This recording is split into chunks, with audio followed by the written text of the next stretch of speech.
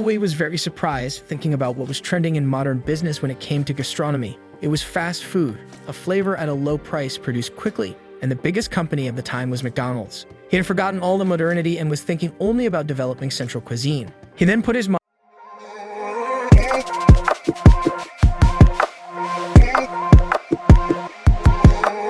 Some lights float in the sky of a still unknown city with a phrase from someone we do not yet know. We see a red car speeding and a man wearing a helmet with a look of surprise on his face. The same red car crashes into the helmeted motorcyclist seen earlier, hitting him on the right side. Both the motorcycle and the man are thrown far away after the impact, while a type of necklace is flung to a separate frame below. The man falls headfirst to the ground while the motorcycle lands a little further in front of him. We observe the driver of the red car leaving the scene without providing any assistance to the motorcyclist. With his last efforts, he remembers how he lived his life, recalling everything that had happened up to that moment. He talks about the school he attended when he was younger and a bit about his professional life. He remembered his mother and all the effort she made to help her son, even getting into debt in the process without the help of his now deceased father. Unfortunately, his mother recently died of pancreatic cancer, and the motorcyclist wonders if she would be proud of him. The necklace seen earlier begins to shine more intensely, catching our character's attention. That was a gift from his father, and with his last efforts, he tries to reach the only thing he has left in the world.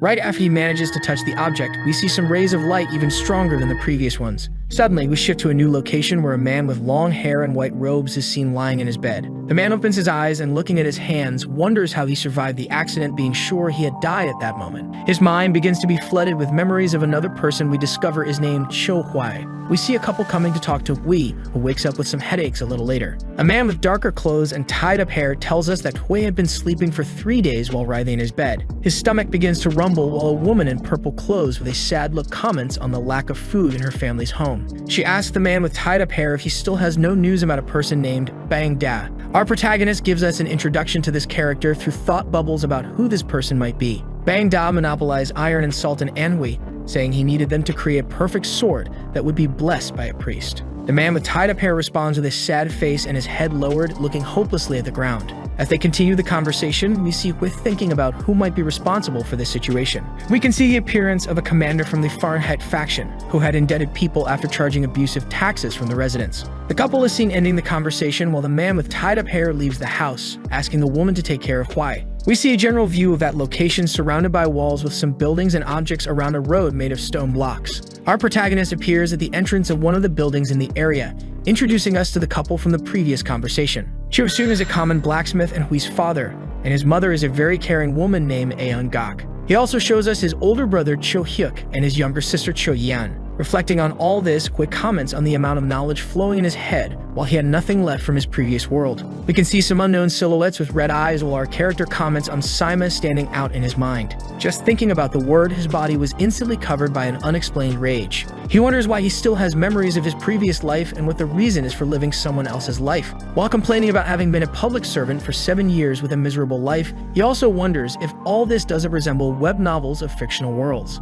With all these doubts, he sets out in search of his brother, who might be able to help him and who is training alone in the backyard. Upon finding Hyuk, he realizes that his brother wasn't actually very good at martial arts, doubting his abilities as a fighter. He calls his brother, returns to him, asking if he was feeling better. Hui replies that he feels fine and continues the conversation, asking where he learned martial arts. His brother explains that he trained with a soldier friend in exchange for a bottle of alcohol, and our protagonist begins to show us a little more of who he is. Hui, uninterested in learning that, mocks his brother, asking if it wasn't actually some stranger on the street pretending to be a soldier. As Hyuk responds with an aggressive tone, he begins forming his first impressions of who his brother might really be. The two brothers talk a bit more, and Hyuk mentions some legendary martial artists that normal people like them could never compare to. After getting some information about how things work in that world, his brother asks if he is interested in learning martial arts. But our protagonist declines the offer for training, turning his back on his brother and reflecting on how everyone around him seems like an idiot. Looking at the clouds and the nearby scenery, he thanks fate for at least being alive, saying that this is better than almost dying.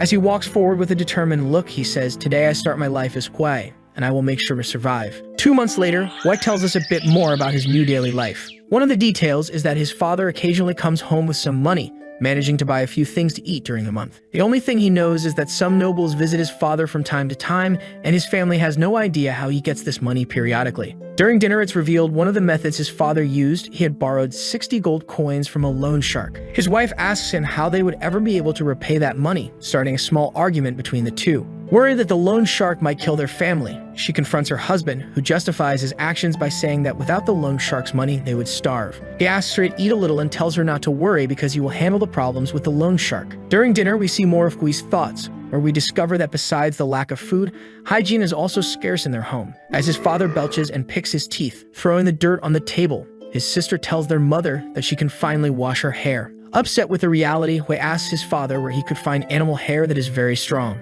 His father replies that bear hair could work for him and asks if he wants some from his last hunt. He thanks his father for the help, and we cut to a scene where a ball of hair tied in a cloth appears. With his free time, he decides to create some toothbrushes for his family. With some thin wooden sticks and bare hair, he assembles a few brushes by sticking the hair to one side of the sticks with some kind of glue. His sister sees what he's making and with a surprised look asks what it is. He replies that it's nothing special, asking her to go back home, which turns her surprised face into a pout that he finds cute. After finishing the toothbrushes, he puts them in a small wooden box as packaging and gives them to his family, explaining how to use them. His father is fascinated by what his son made and asks if he plans to sell them. They head to the marketplace with some toothbrushes ready and set up a stall, presenting them to the people around. Selling 250 toothbrushes in 3 hours, they are extremely happy with a profit of 500 silver coins, and the story then introduces the reader to a bit of the local economy. 500 silver coins would be equivalent to 5 gold coins, and after doing some calculations, White tells his father that if everyone helped, they could make 3,000 brushes a day.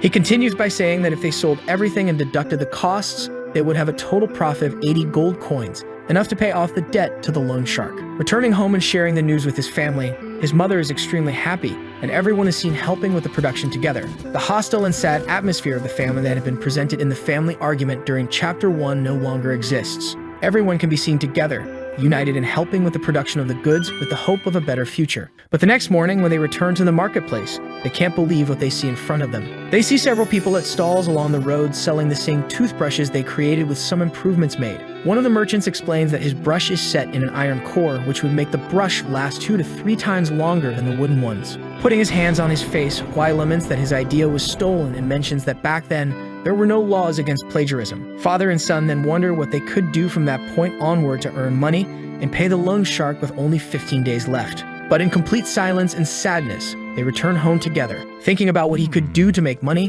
White considers creating things from his old world, like electricity or even a weapon. But he gives up on these ideas because of some complexities that he couldn't develop quickly and easily. His sister appears, interrupting his reflection, asking if he wasn't going to fetch water so she could wash her hair. While he seems more concerned with making money, his sister is worried about her appearance, which leads to a small argument between them. His brother appears, interrupting the fight and starting his training, which in Hui's view was useless given all the problems they were facing. Yen runs towards her brother Hyuk and asks if he wasn't acting differently than usual. His sister comments that he was able to quickly calculate the number of brushes the family needed, which seemed unusual to her. Hyuk replies that he was also surprised, but that their brother had always studied throughout his life, so it wasn't anything unexpected. Listening to his siblings' conversation, he then realizes that mathematics wasn't something known to the people and wonders if it could be a kind of skill for him. We delve a bit more into what our protagonist knew in his past life, such as the age of technology, which brought the possibility of learning many things. And just by knowing these things, he already surprised his sister, making him think that he might have the potential of a genius living in that place.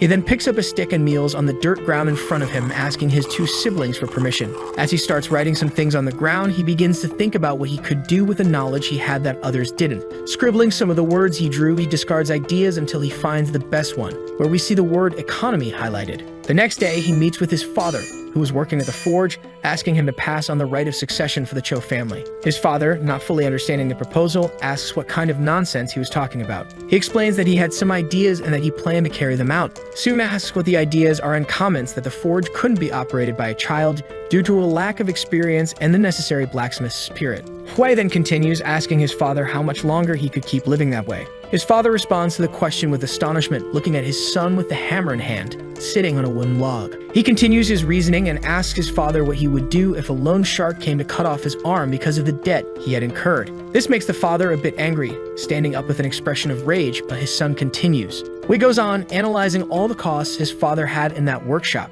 such as the equipment and the anvil. He also comments on the good reputation his father had and that it could serve as collateral. Asking if he could ever, as a blacksmith, gather 300 silver coins, we see Soon getting even angrier. Hwai says that no matter where the money comes from, he would be able to repay his father threefold in the future. His father reveals a different worldview from his son's, even questioning his son's morals for trying to negotiate with his own father. He asks his son some questions, raising his right hand with the forge hammer held as if he were going to hit him. But to Hui's surprise, he continued to wear a confident expression, with no fear, looking coldly at his father. This made his father think even more about how different he actually was after falling ill, wondering if the new plan was similar to the toothbrushes. He sits down, closing his eyes and sighing, asking his son to continue with the explanation of his idea, and Hwai responds that he wants to have the best forge in Anhui. His father asks a few more questions, and he proceeds to explain his plan step by step. He mentions that he could buy iron ingots for 3 silver coins and that the best-selling item at the forge was the iron plow. His initial idea is to sell iron plows to farmers, reducing the current market price by 30%, which makes his father dislike the idea.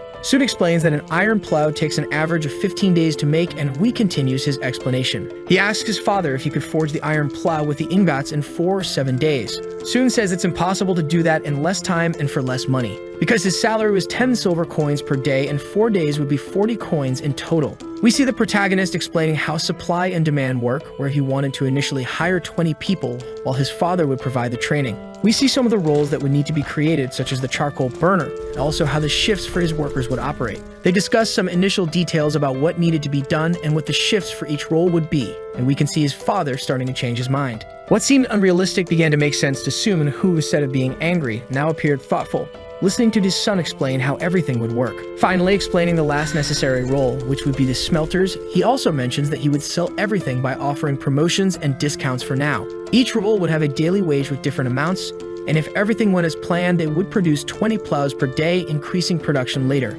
And when he finally talks about the profit they could make by working together, his father realizes the potential of what his son was proposing. Deep down, his father thought it was wrong and against the principles of a blacksmith, but the idea of making 60 gold coins at the end of the month made him indecisive. Noticing this, Hui begins to try to persuade his father, who eventually accepts the proposal in exchange for giving up on continuing as a blacksmith. They end up making an agreement, and the chapter continues showing us Hui's new work system based on the Industrial Revolution. We see a panel showing some people working on production lines from the previous world, followed by an overhead view of a city in the current world. The image zooms in and we can see Hui and his father walking on a dirt road, followed a man in blue robes with another man behind them. 2 guards in red uniforms and armed are positioned further ahead as they head towards the entrance. While Hui seemed calm and thought about buying some shoes that wouldn't hurt his feet, Soon beside him was terrified for some reason and stood still, staring at the place. Hui asks why he had stopped walking and continues, saying that having the soul of a craftsman was useless if he was afraid of that. One of the guards asks them to get in line. Hui thanks him and keeps walking while he starts analyzing the place, beginning with the guard.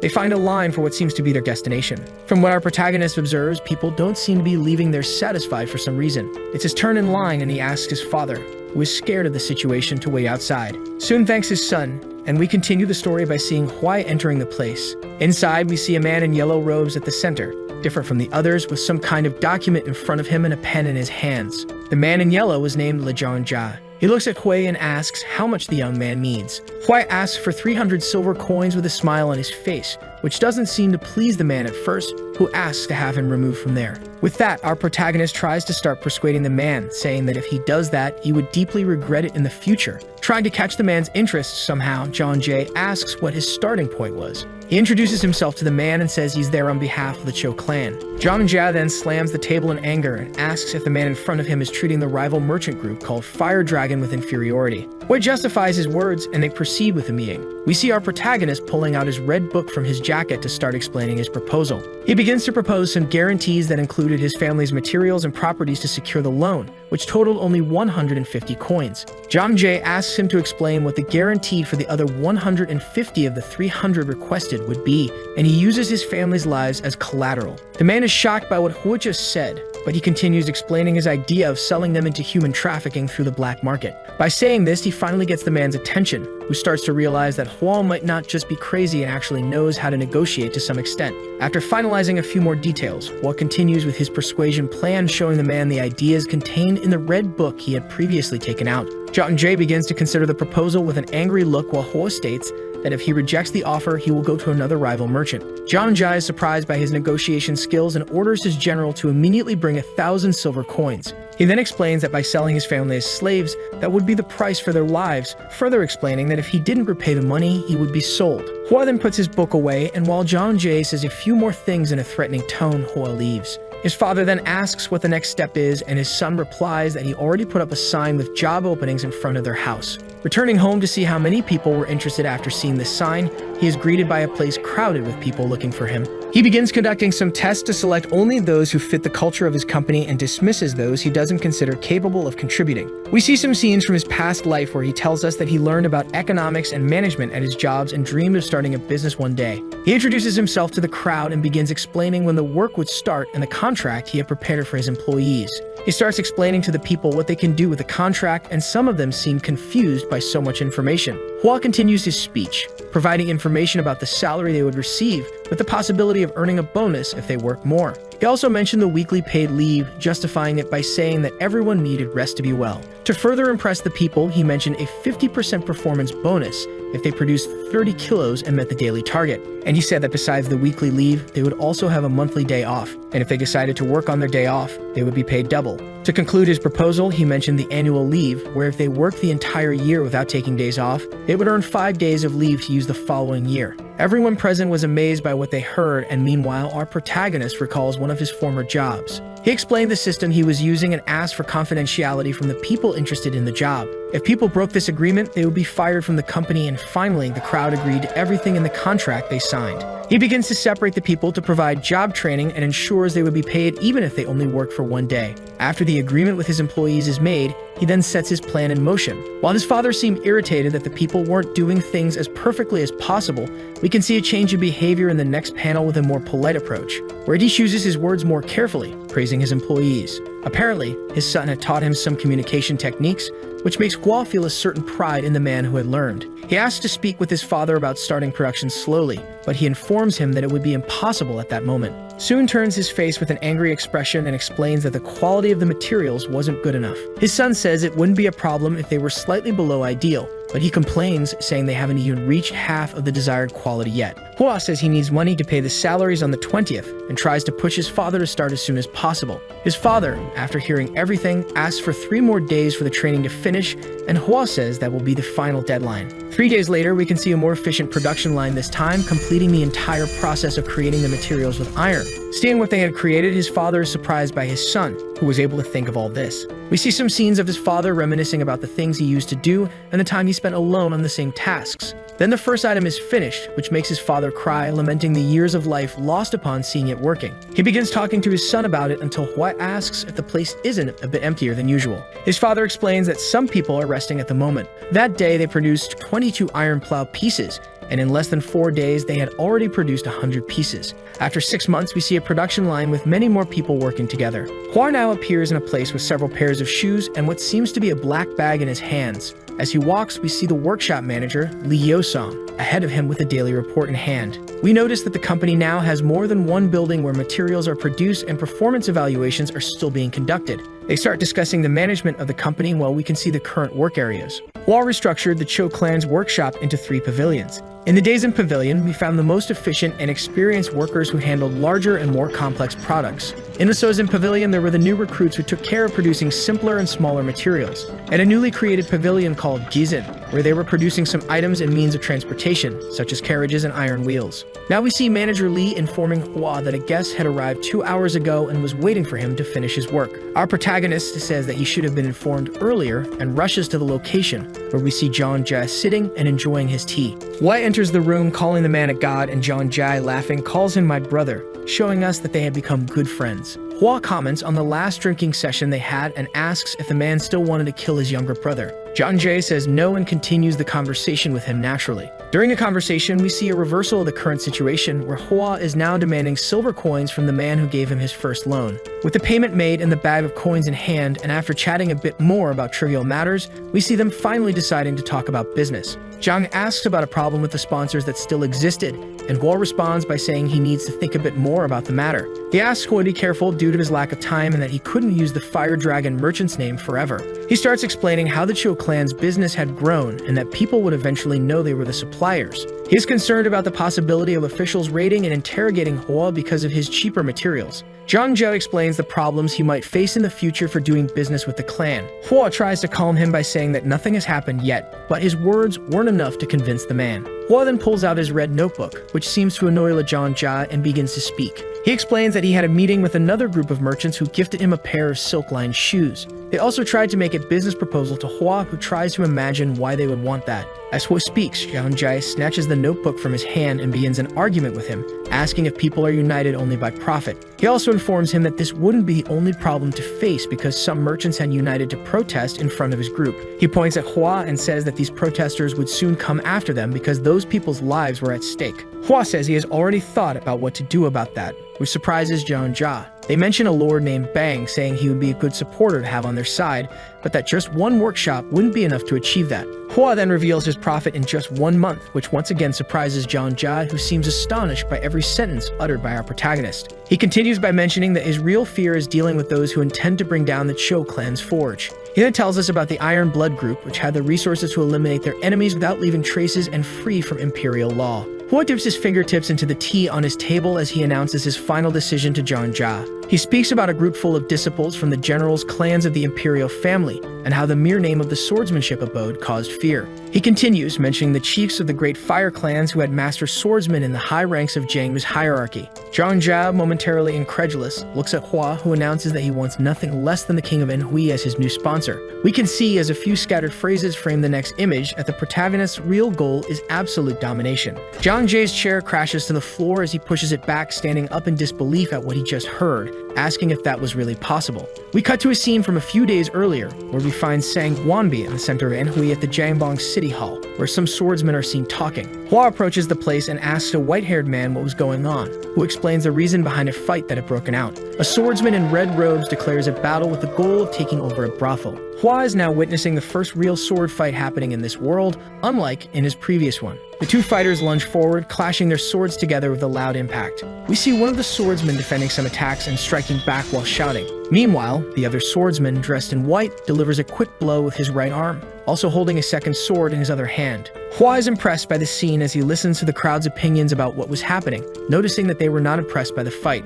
He turns his attention back to the fight, which continues with the swordsman in white jumping toward his opponent, delivering a downward slash in midair. Landing on the ground, he continues his attack, spinning on the floor with the other sword aimed at the neck of the swordsman in red. They are interrupted by a third person, causing both fighters to retreat slightly to better assess their new opponent. The swordsman in white asks who this man is, who begins hurling insults at him. We then see a man in a blue uniform with a bandana on his head, telling the two to disappear, which they immediately obey. Hua is even more impressed by all of this, realizing how much he needed that place on his side. We return to a new panel where we can observe the continuation of the conversation between Hua and Zhang Zhao. They recall their first negotiation and discuss what had brought them afterward. Hua mentions that he plans to do the same with the Nambone family as soon as possible. Zhang Zhao responds, saying that Hua is right in his decision because he was the one who made that forge grow so much in such a short time. He also asks that if Hua succeeds, he not forget his old partner, and in a friendly tone, asks if he won't receive anything in return for that. Zhang Zhao leaves the place, bidding farewell to Hua, who wishes him a safe journey back. Someone seeing Hua return informs him that the person in charge of the forge wanted to meet with him.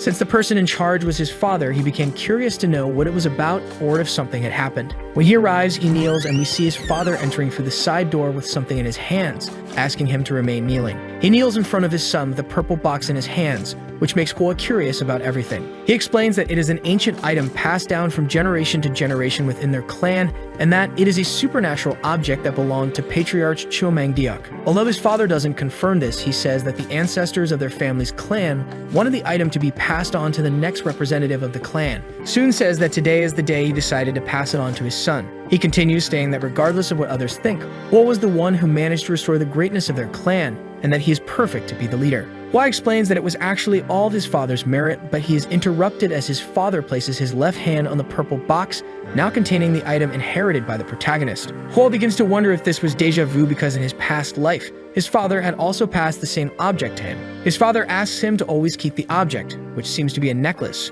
with him until he finds the next person to carry it forward for future generations. This is the mission of those who have received the celestial crimson jade. At that moment, Hua realizes what might explain what had happened to him and why he had managed to swap bodies with an ancestor. We can observe the necklace starting to speak while an aura spirals around it. It seems that more than one voice is speaking as we witness a conversation about the next bearer of the necklace. Hua is startled upon hearing this and asks his father if the crimson jade could talk. Upon hearing this, the object asks if that guy could hear them and how that could be possible. Realizing they could communicate, they rejoiced while his father stood up and began saying that he had also had this strange dream before. He warned his son that the object was not ordinary and that he should be prepared in his heart, to which Hua responded that he would follow his advice. He looks back at the jewel, which says silence to Hua, as we see a man with a fully purple, spectral aura and red eyes. This aura appears in front of him and angrily asks for his name. Hua, a bit frightened, responds with his name. The purple aura continues, saying that if this person could hear them, it meant that his spirit's energy had aligned with that of his descendants.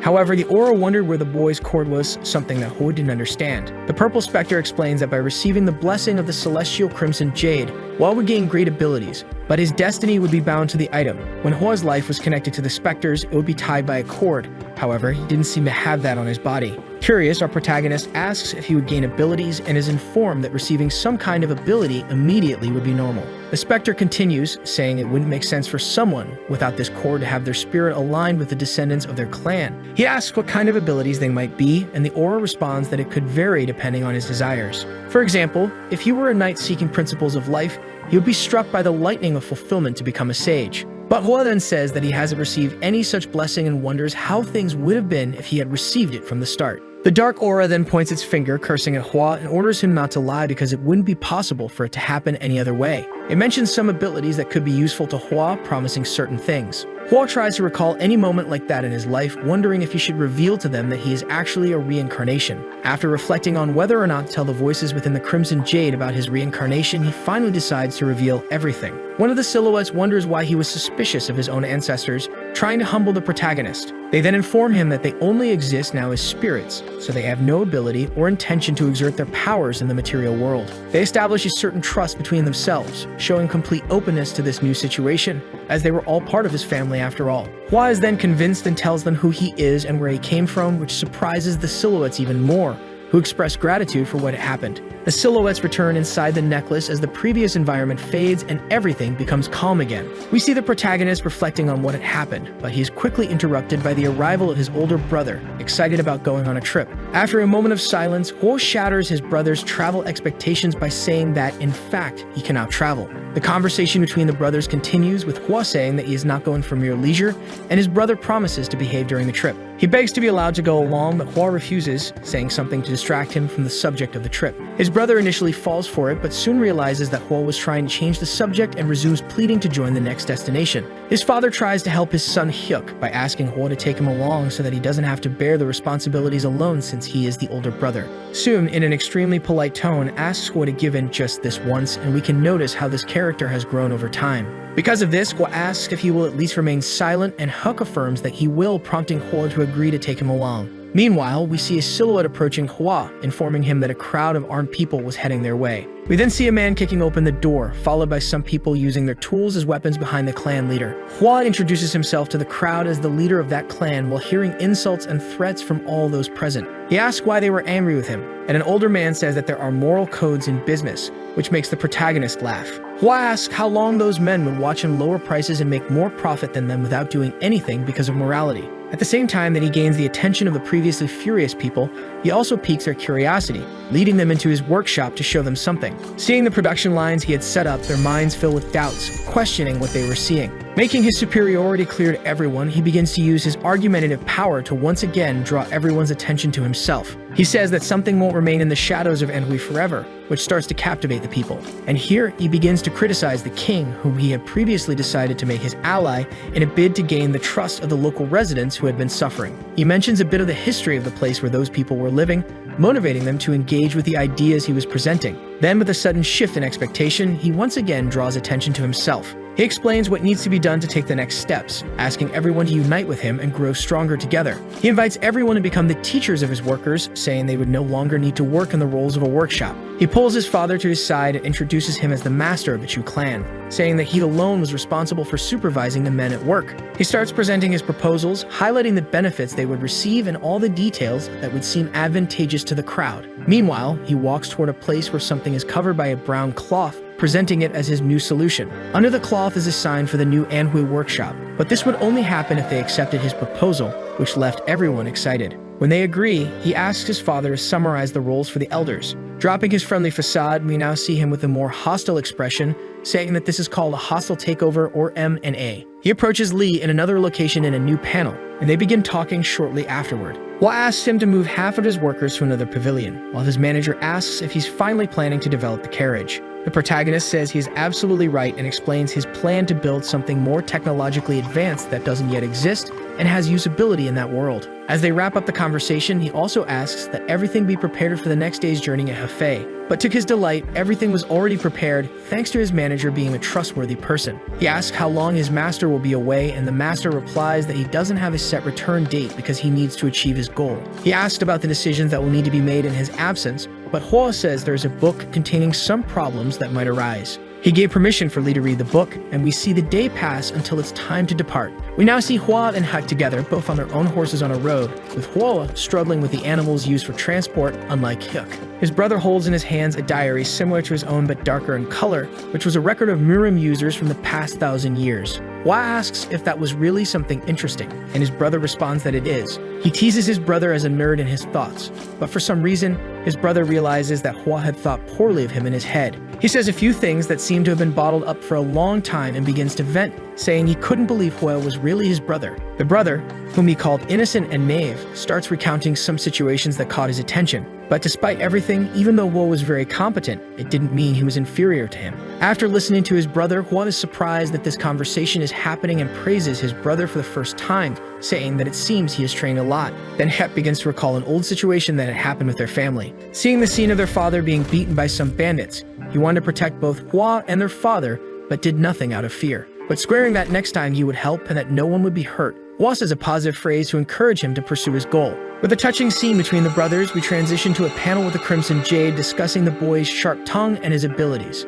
The Crimson Jade continues talking to itself while Hua listens to the not-so-kind opinions of those present. He tells himself that the only thing he received from his ancestors was that jewel, and even so, their criticism was very intense. Thinking about these things, we discover along with Hua that the Jade can read his thoughts because their spirits are connected. Hua then asks the Crimson Jade if there are 8 of them in total, and if that is correct. 2 silhouettes appear in the background responding to our protagonist by saying that at least he is smart. Questioning whether he is truly intelligent, they begin to recall his previous life, where despite having some qualities, he was nothing extraordinary. Upon hearing this, the Jade says that he still hasn't understood the soul energy he possesses, but that his excellence is due to having reincarnated into another body. They start to positively comment on the things he has built so far, but also mention that he is not worthy of becoming the next king of Mangdiok. Cho Mangdiok was the founding patriarch of the Cho clan mentioned earlier, in case you don't remember, showing us one of the dark silhouettes within the Crimson Jade. Hua, upon hearing this name, is shocked, wondering if this is the man he thinks it is. He says that, in fact, the Cho clan was much older, and that he was known as such because his father had centralized the clan around him after being adopted. Another silhouette, of someone not yet shown, continues talking with Mangdiok, who responds that this boy hasn't done anything remarkable yet. Hua is irritated by the elder's remarks and asks why his actions would be considered wrong. He continues to complain until his ancestors start shouting and cursing at him to shut up and not interrupt them. At this point, we are interrupted by his brother Hyuk on the horse beside him reading his green book and murmuring about a swordsman. Hua, seeing his brother smiling, asks what happened, and he responds that he couldn't believe what he just read. We see a swordsman in blue robes, holding a wooden sheath with some black details in his left hand and a sword in his right, performing a single attack. With the sword raised, we see several bodies being thrown far away all at once in what seems to be a battle against the Dark Demon cult. He alone defeated the 8 strongest members, and with just 6 strikes, defeated the leader. Hua asks what the Dark Demon cult is, and his brother explains that it's where the Dark Demon Palace originates from. Doubting the facts of this story a little, his brother continues the explanation. Despite being a martial artist who achieved such a feat, there aren't many records about him. The swordsman's name was unknown, and the only thing that remained was the nickname God of the Sword. No one knew which family he came from or how he had lived his life, as everything was shrouded in mystery, leaving only myths. He also complains that the martial arts master Sima Qian had at least 2 chapters of history, but about the god of the sword, there were only 3 pages. The Crimson Jade then begins to ask if the boy had ever wondered why the descendants of the ancient Cho clan were living in poverty. This catches our protagonist's attention, who says he has no idea. He thought that an inheritance from an imperial family should last much longer than that of ordinary people. Then Manga reveals the wealth he had accumulated during his life, which was left behind after his death, more than 100,000 bars of gold. But after this noble's death, much of his clan's history was lost over time and left behind. The amount leaves Hua even more impressed with the man he was talking to, as just the weight of the gold exceeded 375 tons. Mangyok asks if the boy would like to make a deal with him, and Hua responds by asking what kind of deal it would be. The patriarch continues, saying that they were still powerful, but with their help, the protagonist would have a chance. Hua doesn't understand what the elder is trying to say by telling him all this, and we hear another voice enraged saying that he desires the complete annihilation of the Sima clan. He recalls that every time he hears the word Sima, he feels this intense rage surface. He also remembers that the Sima clan is currently the strongest clan in the world, and the man's request seems impossible to fulfill. Being just a mere owner of an iron workshop, he tries to justify that there's not much he could do against them. The patriarch then mentions another name, who responds immediately. He asks if the person could teach martial arts to that child, referring to Hua, who accepts the man's orders. Mangdiok then introduces us to Chiana, known as the god of the sword, and we now see his silhouette, which is the same as the swordsman in Huck's book. Chiana was the only successor of the sword tomb, which makes Hua remember that his brother had told him a story about it before. He then calls another name, Ganga, asking if he could teach the secret meridian release technique to the boy. Ganga replies that it would be possible if his clan had not already fallen and succumbed to darkness, which pleases the patriarch. Hua is impressed with how extraordinary his descendants seem to be, while we see Chiana speaking to the protagonist. Chiana tells the boy that he has seen his world and that his knowledge and culture are of great value, which the current era cannot fully comprehend. Mangiev then makes a proposal to Hua, saying that if they combine their power with his knowledge, they could destroy their enemies, convincing him to accept. Moving to the next day, we see Hua walking down an unfamiliar street, beginning to notice some differences between the worlds. Compared to his previous world, this place was much busier and more vibrant. As he walks through the city with his brother, we see some flags being held by people in a circle in the middle of a location, watching something. In the foreground, we see an older man in white robes also watching what's happening. His brother strikes up a conversation with the man, asking if that was the Beijing Opera. With a friendly expression, the man responds by asking if he was a stranger to the city, as he hadn't seen that happening there before. He informs them that he comes from Bangtae Prefecture, which is a place farther away, while Ho takes the opportunity to introduce himself to the elder as well. We see the street play telling a story that doesn't seem important now, but may have clues about what we might encounter in the future. We see the Southern Crimson Jade Demon and the Celestial Sword Warrior. Hua begins watching the play while recalling what he had previously studied about the Celestial Sword Warrior, who was an idol of the people of Anhui. This impresses his brother, and we see a fight choreography happening as everyone watches. Beside them, 3 men in white appear and start criticizing the story being told, stating that it was actually someone else who defeated the demon. The hero of that story was actually the Celestial Thunder Swordsman, and this should have been reported in the martial arts journal earlier. One of the men responds that the fools in that city wouldn't be able to read sacred texts like the martial arts journal, causing the two to laugh. The people, upon hearing the men mock their city, become angry but do not challenge them, feeling fear upon seeing their faces. But one of these people decides to confront the men, and that person was Hua's brother. The Great Hyuk, enraged, asks what kind of nonsense those 3 were spouting, which makes one of them angry, and asks who he was. At that moment, Hyuk pulls out his book, showing it to them, and says they are dedicated readers of the Windstorm Martial Arts Journal. He proves that, in fact, it was those 3 men who were distorting the facts based on what had happened. He continues the story, telling how when the Celestial Sword Warrior returned to his family after disappearing for a year, he had red palm marks all over his body, indicating he had used a technique that proved his version. He also says that even after being mortally wounded by the demon, he managed to regenerate and come back to life thanks to that technique, saying it was something everyone already knew. While we see one of the 3 men looking to the side, he remains silent. Politely, Hyuk says he respects the strength of Jibul Yuwon, but in the end, no one is perfect, and his brother realizes he is indeed a martial arts nerd. Hua remembers that Jigul was one of the 5 strongest clans on the continent, and that his brother was speaking without considering the consequences. This makes the 3 men furious, who begin to confront Hyuk's statements. They tell another version of what really happened and start saying that Hyuk didn't know anything. Hyuk, outraged by what he's hearing, responds once again, countering everything the man said with another part of the story. We see the elder laughing at the situation as if he were proud of Hyuk. The 3 men glare at Hyuk, demanding that he take responsibility for the things he says to people. Hua then interrupts, apologizing for his brother, saying that he was a bit crazy, and that they shouldn't pay attention to what he says as they walk away. We then see the evening approaching and the two brothers sitting at a table with tea served, continuing their conversation. Hwa remembers that he had promised not to do anything crazy and to stay quiet during the trip, asking his brother if he wanted to go back home. The protagonist then begins to give a long lecture to Hyuk, who listens with his head down, unable to say anything. We then see Jeonja appear and Hwa calls him over to his table, addressing him as Hyunnim. Jeonja approaches, asking what had happened between the two, but Hwa says it was nothing serious and asks him to sit down. He asks Jeonja to tell him everything he knows about the Namdong clan, and Jeonja replies that all the information is available in the martial arts journal. But what Hwa really wanted to know were the things that aren't told to anyone, like conflicts and cases of corruption that they try to hide. Unfortunately, that kind of information wouldn't be something a mere merchant could have, but he explains that it wouldn't be impossible to obtain. He says there is someone called the Night Butterfly or the Forest Under the Moonlight, who are excellent informants and might have the answers he seeks. However, it would be extremely difficult to make contact with them as merchants, and they might even be extorted. We learn that these two are legendary informants in the martial arts world, to the point that no one is really sure if they even exist. Hwa thinks and reassesses the situation, asking how long it would take to arrange a meeting with the Namdong clan. Jeonja explains that the number of people seeking contact with that clan daily exceeds hundreds. Because of this, the vast majority leave without even being able to make contact, and he explains how the token system works. People who are part of the government have gold tokens. The middle-class population receives a silver token. Those with contacts within the clan, such as family members and kingdom distributors, receive a bronze token. Warriors receive a red token, and finally, merchants trying to finalize a new contract or seek the kingdom's sponsorship receive a blue token. Jeonja tells us that when his father used to meet with them, the average waiting time for a meeting was about a month. Hwa thanks his partner for the information, who apologizes for not being able to help this time and asks what Hwa plans to do. Our protagonist decides to wait in line to be served and says he plans to leave the next day. His friend wishes him luck as we see the day pass in the following panels. Continuing the story, we see the brothers in their room. Hyuk gets up to train in the morning while Hwa starts hearing the Crimson Jade talking to him while still lying in bed. They ask Hwa when they are going to the Sword Tomb, and he responds by asking if they really need to go there. Chiuna appears, explaining that those who do not have experience in the Sword Tomb cannot be taught by him, and scolds the boy.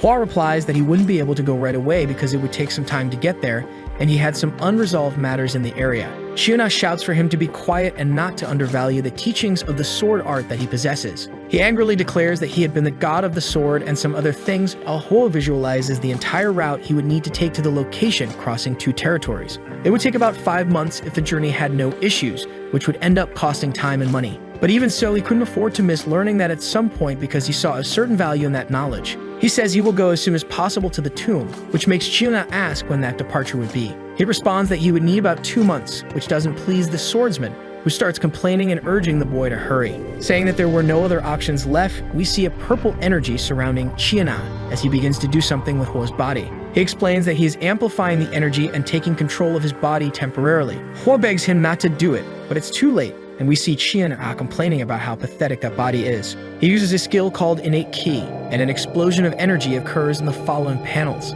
We now see that Hwa has a different aura than before due to what Chiuna did with his muscles and Ki meridians. With a fearful expression, Hwa says that from what he knows, if a person uses their innate Ki, it loses vitality in exchange. Chiuna replies that yes, but it wouldn't be a problem to lose just 10 years of life. Hwa, upset with Chiuna's decision, asks if he wasn't being a bit careless with a body that didn't belong to him. Chiuna responds that he doesn't need to worry about that if he masters the sword arts completely, then returns control of his body. He begins to feel pain throughout his body, falling to his knees on the ground while a voice from within the Crimson Jade complains about his fragility. Due to the significant energy consumption, the spirits tell him they will be absent for a while, asking him to take care of himself in the meantime. We then see Hwa unconscious on the ground after a brief passage of time. He looks at his hand, sees a yellow energy, and begins to question it. He could see his energy, and his vision had instantly improved, allowing him to see everything more clearly. He notices a ball of yellow energy in his chest and swings his right hand, imitating the movement of a sword, which works perfectly. At that moment, he understands why his brother was so fascinated by this and begins to wonder what his limits might be. The day passes, and we finally see Hwa and Hyuk going to meet the Namdong clan, only to be confronted by a crowd of people.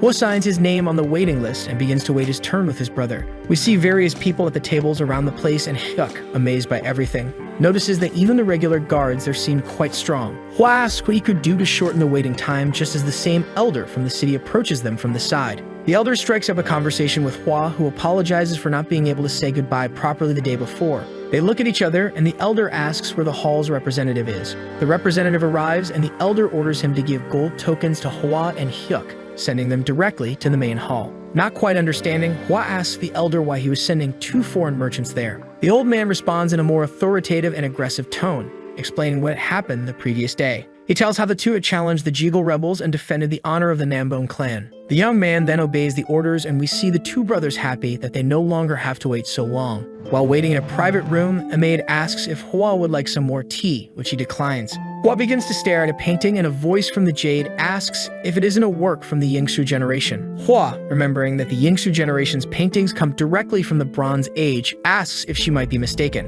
Mangdeok interrupts the boy, asking how he dares to doubt the eyes of Zhou, who was a great scholar of Hanlim. Hua apologizes as Zhou continues to speak about the painting, its name, and the techniques used to create the work. During the conversation about the painting, the elder hears Hua say the name of the work and its details aloud, causing him to drop the teapot and break it on the floor. He is quite surprised, and we see that throughout his life, he had never been as astonished as he is now, asking who Hua's art teacher was. Realizing that he had been speaking aloud, Hua hears Zhou say that there would be no problem in responding to the man. He just needed to inform him that he was a descendant of the great sage Cho, which was his nickname in Jianghu, and we see Hua repeat the instructions given. The elder is surprised to see in person a descendant of the great sage Cho Yu, who lived 300 years ago, while we see two new people entering the room. The two brothers enter the room, and Hua introduces himself to them. At first, they think he is a disciple of his younger brother, but he explains who he is. Interested in Hua, they begin to discuss among themselves how this man had all his key passages open and yet didn't appear to be a fighter. One of the men grabs Hua by the shirt, pulling him close, and begins to wonder about a few things that don't make sense in the situation. Analyzing some details about how Kai worked in that world, we discover a few things.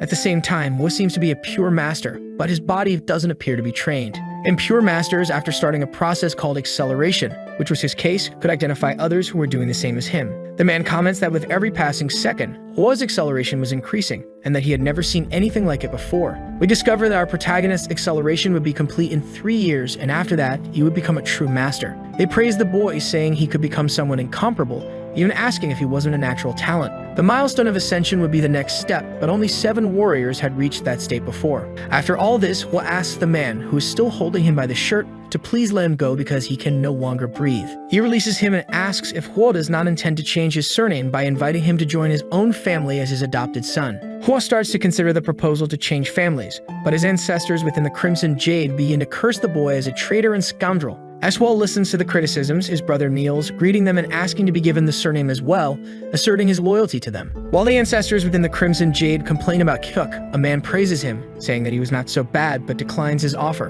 Hua then interrupts both and says he cannot refuse the surname his ancestors gave him, apologizing and rejecting the offer. This leaves his descendants pleased while leaving the other man complaining about the new generation. The man in red robes shows us that Hua is the most talented he has seen in 500 years of life, deciding to keep him close. He invites him to become an outer disciple, and with the help of his descendants, they end up accepting the proposal in a joint decision. We see the day passing with Hua greeting his new master, who gives him some instructions on what he would need to do from then on. He vows to follow these rules while bowing in the presence of the 3 men who ask him to stand up. They then start asking questions about his spiritual energy without him being part of a martial arts clan. Unable to tell the truth, Hua begins to hesitate, but the man tells him not even to think about lying. He says it was impossible for him to reach that state with a body free of traces of martial arts training. Hua asks for help from the sword god, who does not respond, and the man continues his inquiry. He keeps citing some curious details while launching a shower of questions at Hua, who realizes the excellent perception of those 3 old men. He wonders if he needs to tell the truth to them as well, but the sword god can finally be heard speaking from within the Jade. The sword god says he cannot claim to be his direct successor,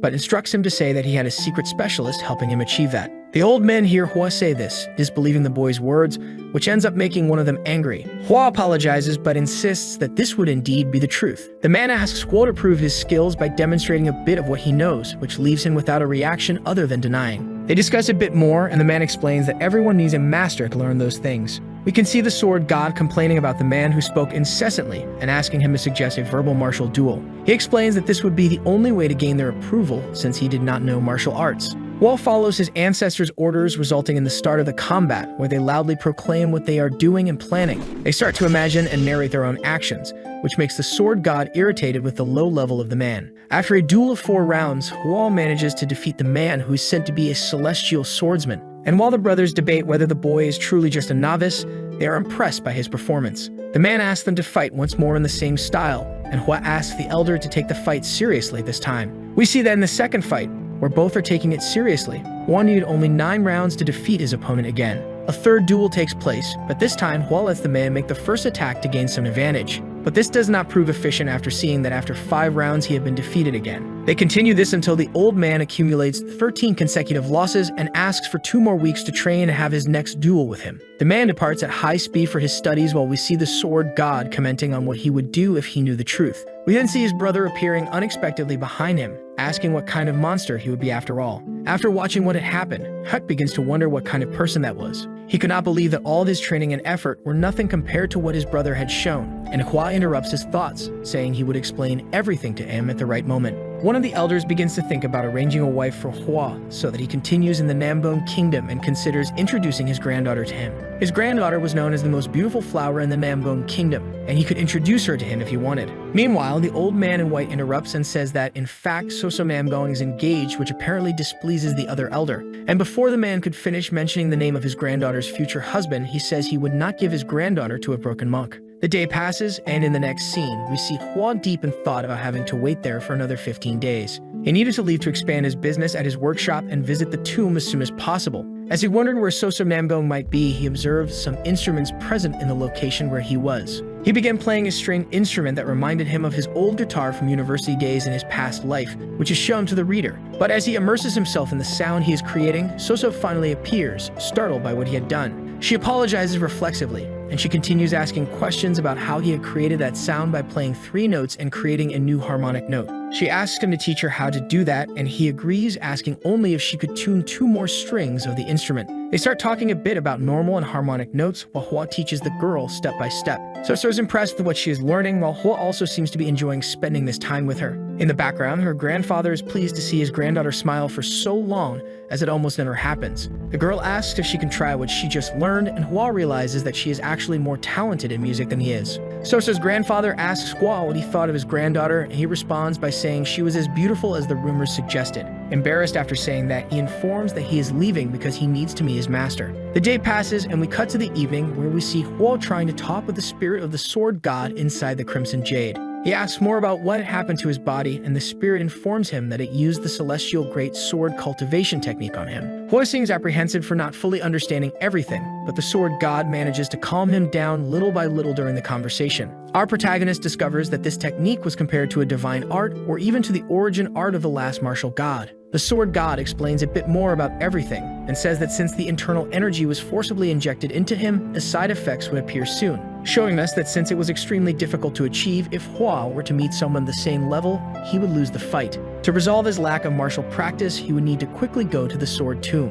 And if he did not go there, it would be comparable to a baby who was born with the strength of an adult human. Hua says that after finishing his tasks at that place, he would immediately go to the tomb, and his ancestor responds that the sooner, the better. A few days pass, and we see 2 people in the next frame. The 2 are sitting in chairs facing each other, showing the older man with the blue sword by his left side. This older man was Hua's master, who asked the young man to perform the next move in the fight as if he were training. The tired-looking man narrates his combat actions, and the old man calls him a fool for using that combination. With a tone of superiority, the old man explains his next attack, resulting in a cut to the young man's legs, who, without much discussion, accepts his defeat. The elder, pleased with the result, rejoices while saying that this should always be the correct outcome with his victory in the end. And as he hears this, the other man says he can no longer stand training with him, as he had been away from his family for 2 days. But disregarding this, the old man continues to think about the moves Hua would make in the fight, showing us that the man is completely obsessed after his loss. He explains the conclusion of his reflection out loud and says that Hua was using the weight of the other person in his favor,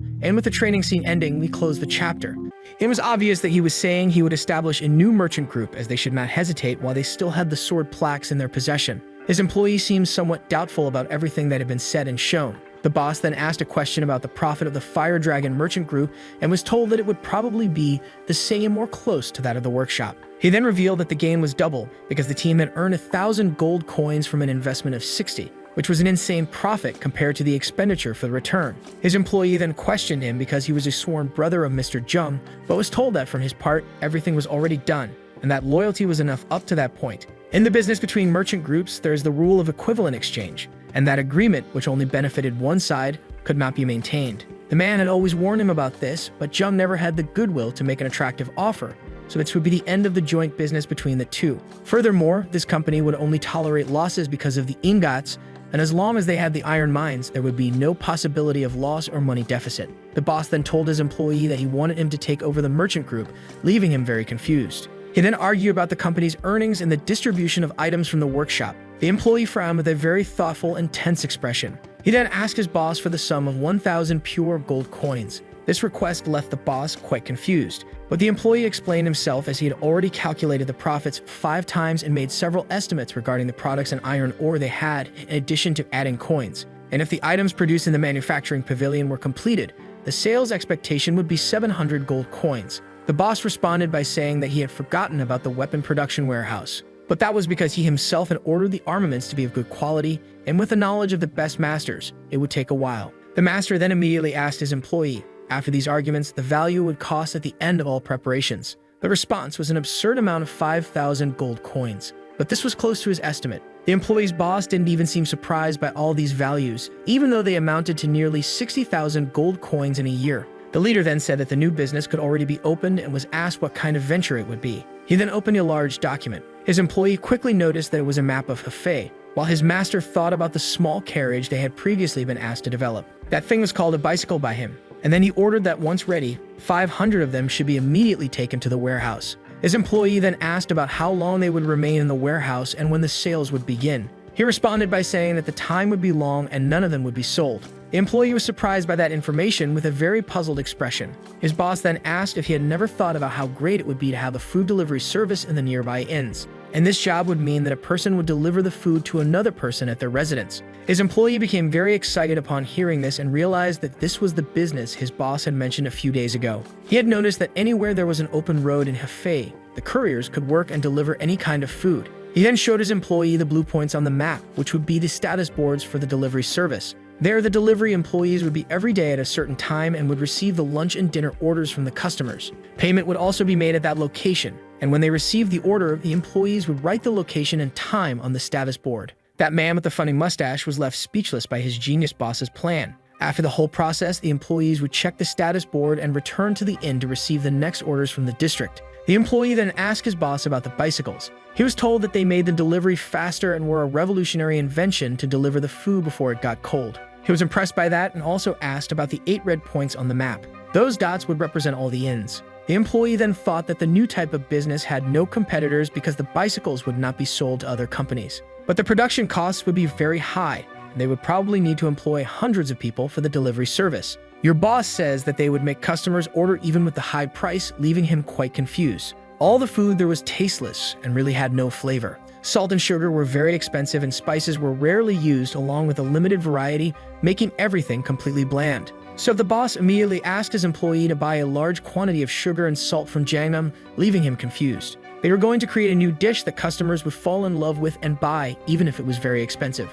The man's employee was very confused about all this and asked if he should prioritize the business instead of the workshop. He was told that he could indeed do so, and then he immediately said he would do his best. The wonderful flavor of the modern era would be presented to the people of the Central Plains. On another day, the sun rose in a beautiful place, in the territory of the Nambone clan, which had a huge staircase and many trees. This man in blue was the leader of the Nambone clan, Nambone Beg.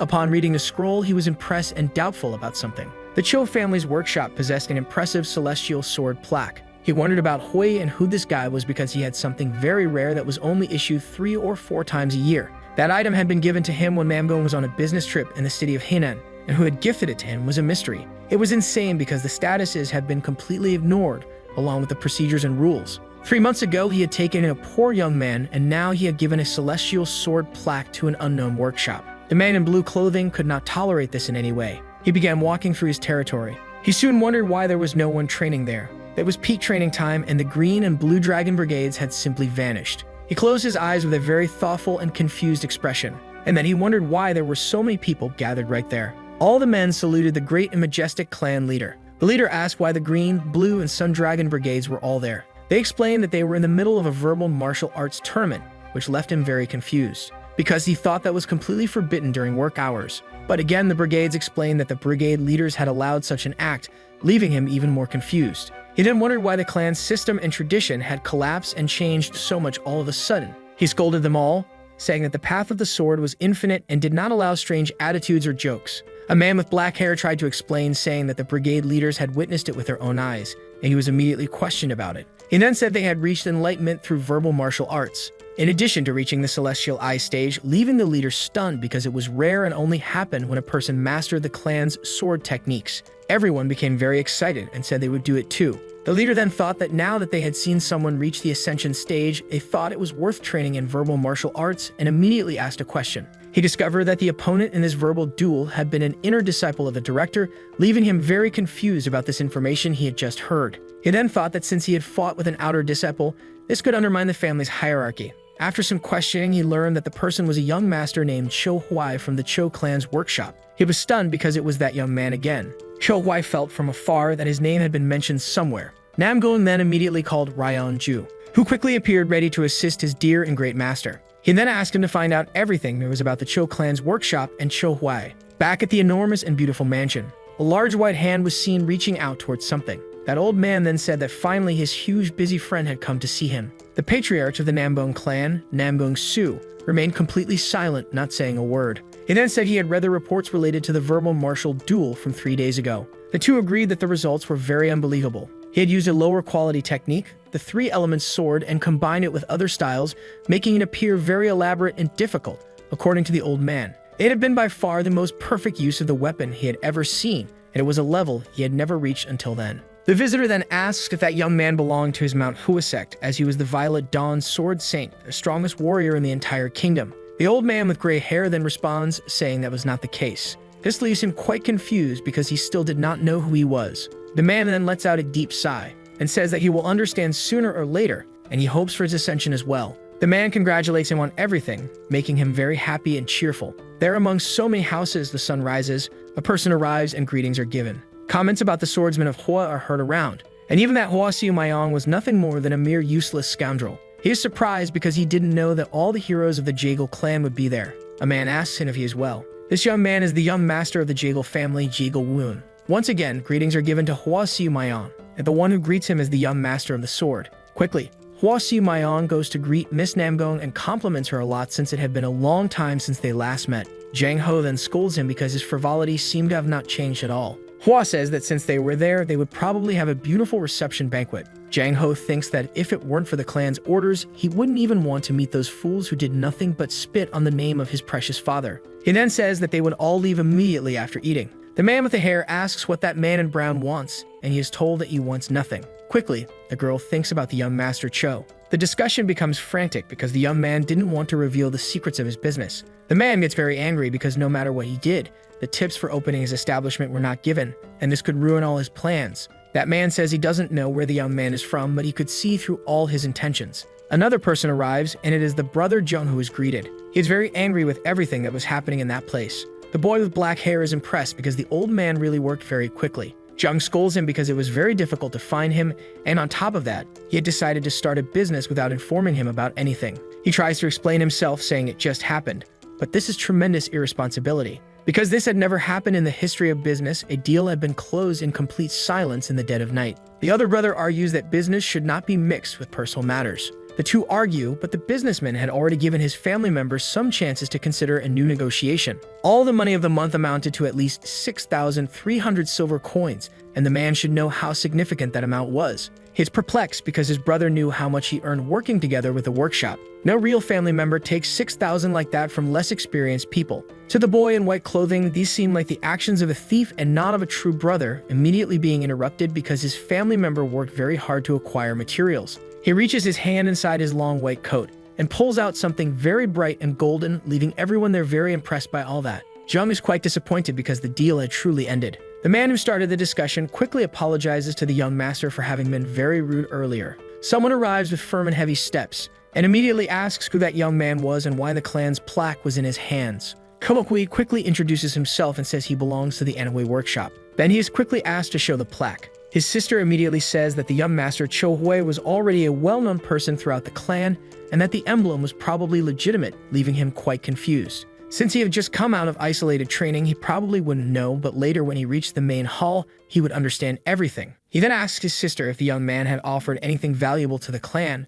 but she replies negatively, saying that his skills were truly formidable. He quickly becomes very thoughtful about all he had heard. because Cho Hui's hands were intact and his eyes also did not seem very impressive. So he quickly asked his sister if she wanted to deceive him because that man was definitely not a formidable and impressive martial artist. She then reveals that he had won all the verbal duels with their grandfather, leaving him very impressed and stunned. They had dueled several times and the old man was always defeated. So the elder ended up taking him in as an indirect disciple, and despite being an outsider, he held a well-respected position among everyone in the clan. His brother became very angry because he couldn't believe that this pig who hadn't learned any martial arts stance was an important and admired figure. She then asked him to return to the clan and see for himself, but he immediately reprimanded her. Cho Huai thought that since something was happening with his brother, it was best to stay around. He then said he would assume the credibility of the plaque presented, confirmed by Miss Soso, and would leave at that moment. Jung said he had been watching him for some time and felt honored to be in his presence, but he was quickly scolded for his greetings and words as Hui was leaving.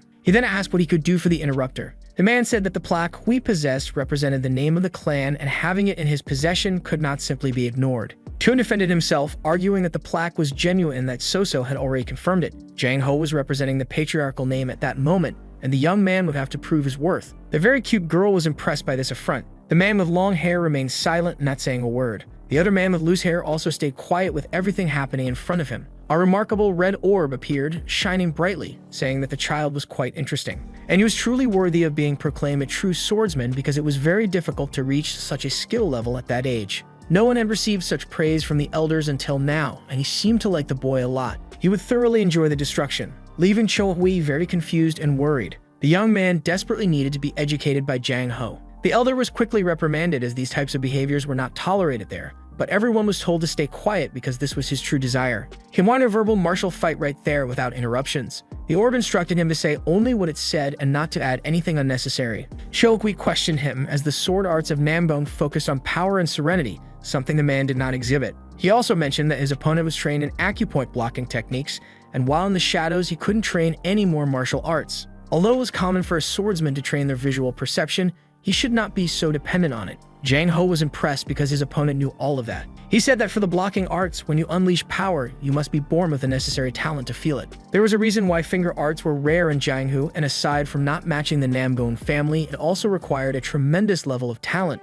Jang Ho became very angry with a furious expression after hearing from his opponent how talented he was. He immediately ordered the boy to shut his mouth. He was then retorted by Cho Hui, who said that he was too obsessed with unsheathing his sword, causing his arm to be in that state. Jang then asked what was wrong with his upper limb and was told that the right one was somewhat larger. The muscle in his shoulder was swollen, and when the acupoint at the gate of the cloud was developed. This was a typical trait of an obsessed swordsman. The marks of a rock that stands strong even during long storms were evident. He thought about unchanging rocks, the entire path of a great dragon that punishes the corrupt world while watching it, enduring all creation, was the path of the rising dragon.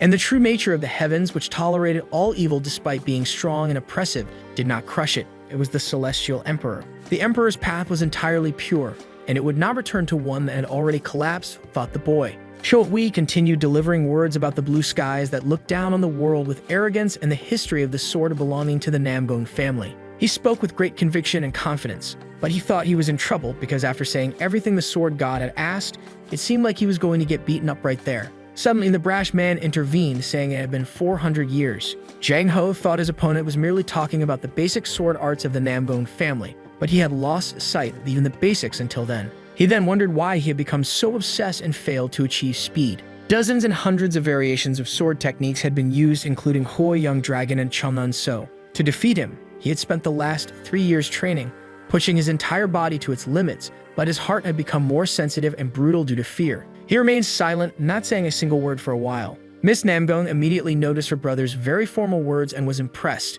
Jang Ho told Cho Hui that he had scolded him just like a family patriarch would, and he wasn't so blind, thus no longer doubting his abilities. Even based on the hierarchy, it was right to treat Cho Hui as a master under certain circumstances for the young patriarch. He was quite impressed because this was indeed the expected behavior for someone from the Orthodox sect, and it was truly incredible. He then told the young patriarch not to worry because his grandfather had forced him to become a disciple, and how he was treated didn't make much difference to him. That man observed from afar, thinking about how impressive it was that Jang Ho respected Cho Hui completely. And soon Li Zhengji introduced himself as his sworn brother, and also the third son of the Fire Dragon Merchant Association. He was somewhat ignored as the two new friends left the area thinking about what they would drink after all that unnecessary conflict. He then thought that his relationship with that boy couldn't end that easily. He quickly called Hui and asked for at least a small favor. He was scolded not to exaggerate things because even the accountants of the Fire Dragon Merchant Association received salaries. He quickly retorted, saying that Cho was up to 20 times faster than them. Hui then asked Zhang for permission to resolve that somewhat embarrassing situation.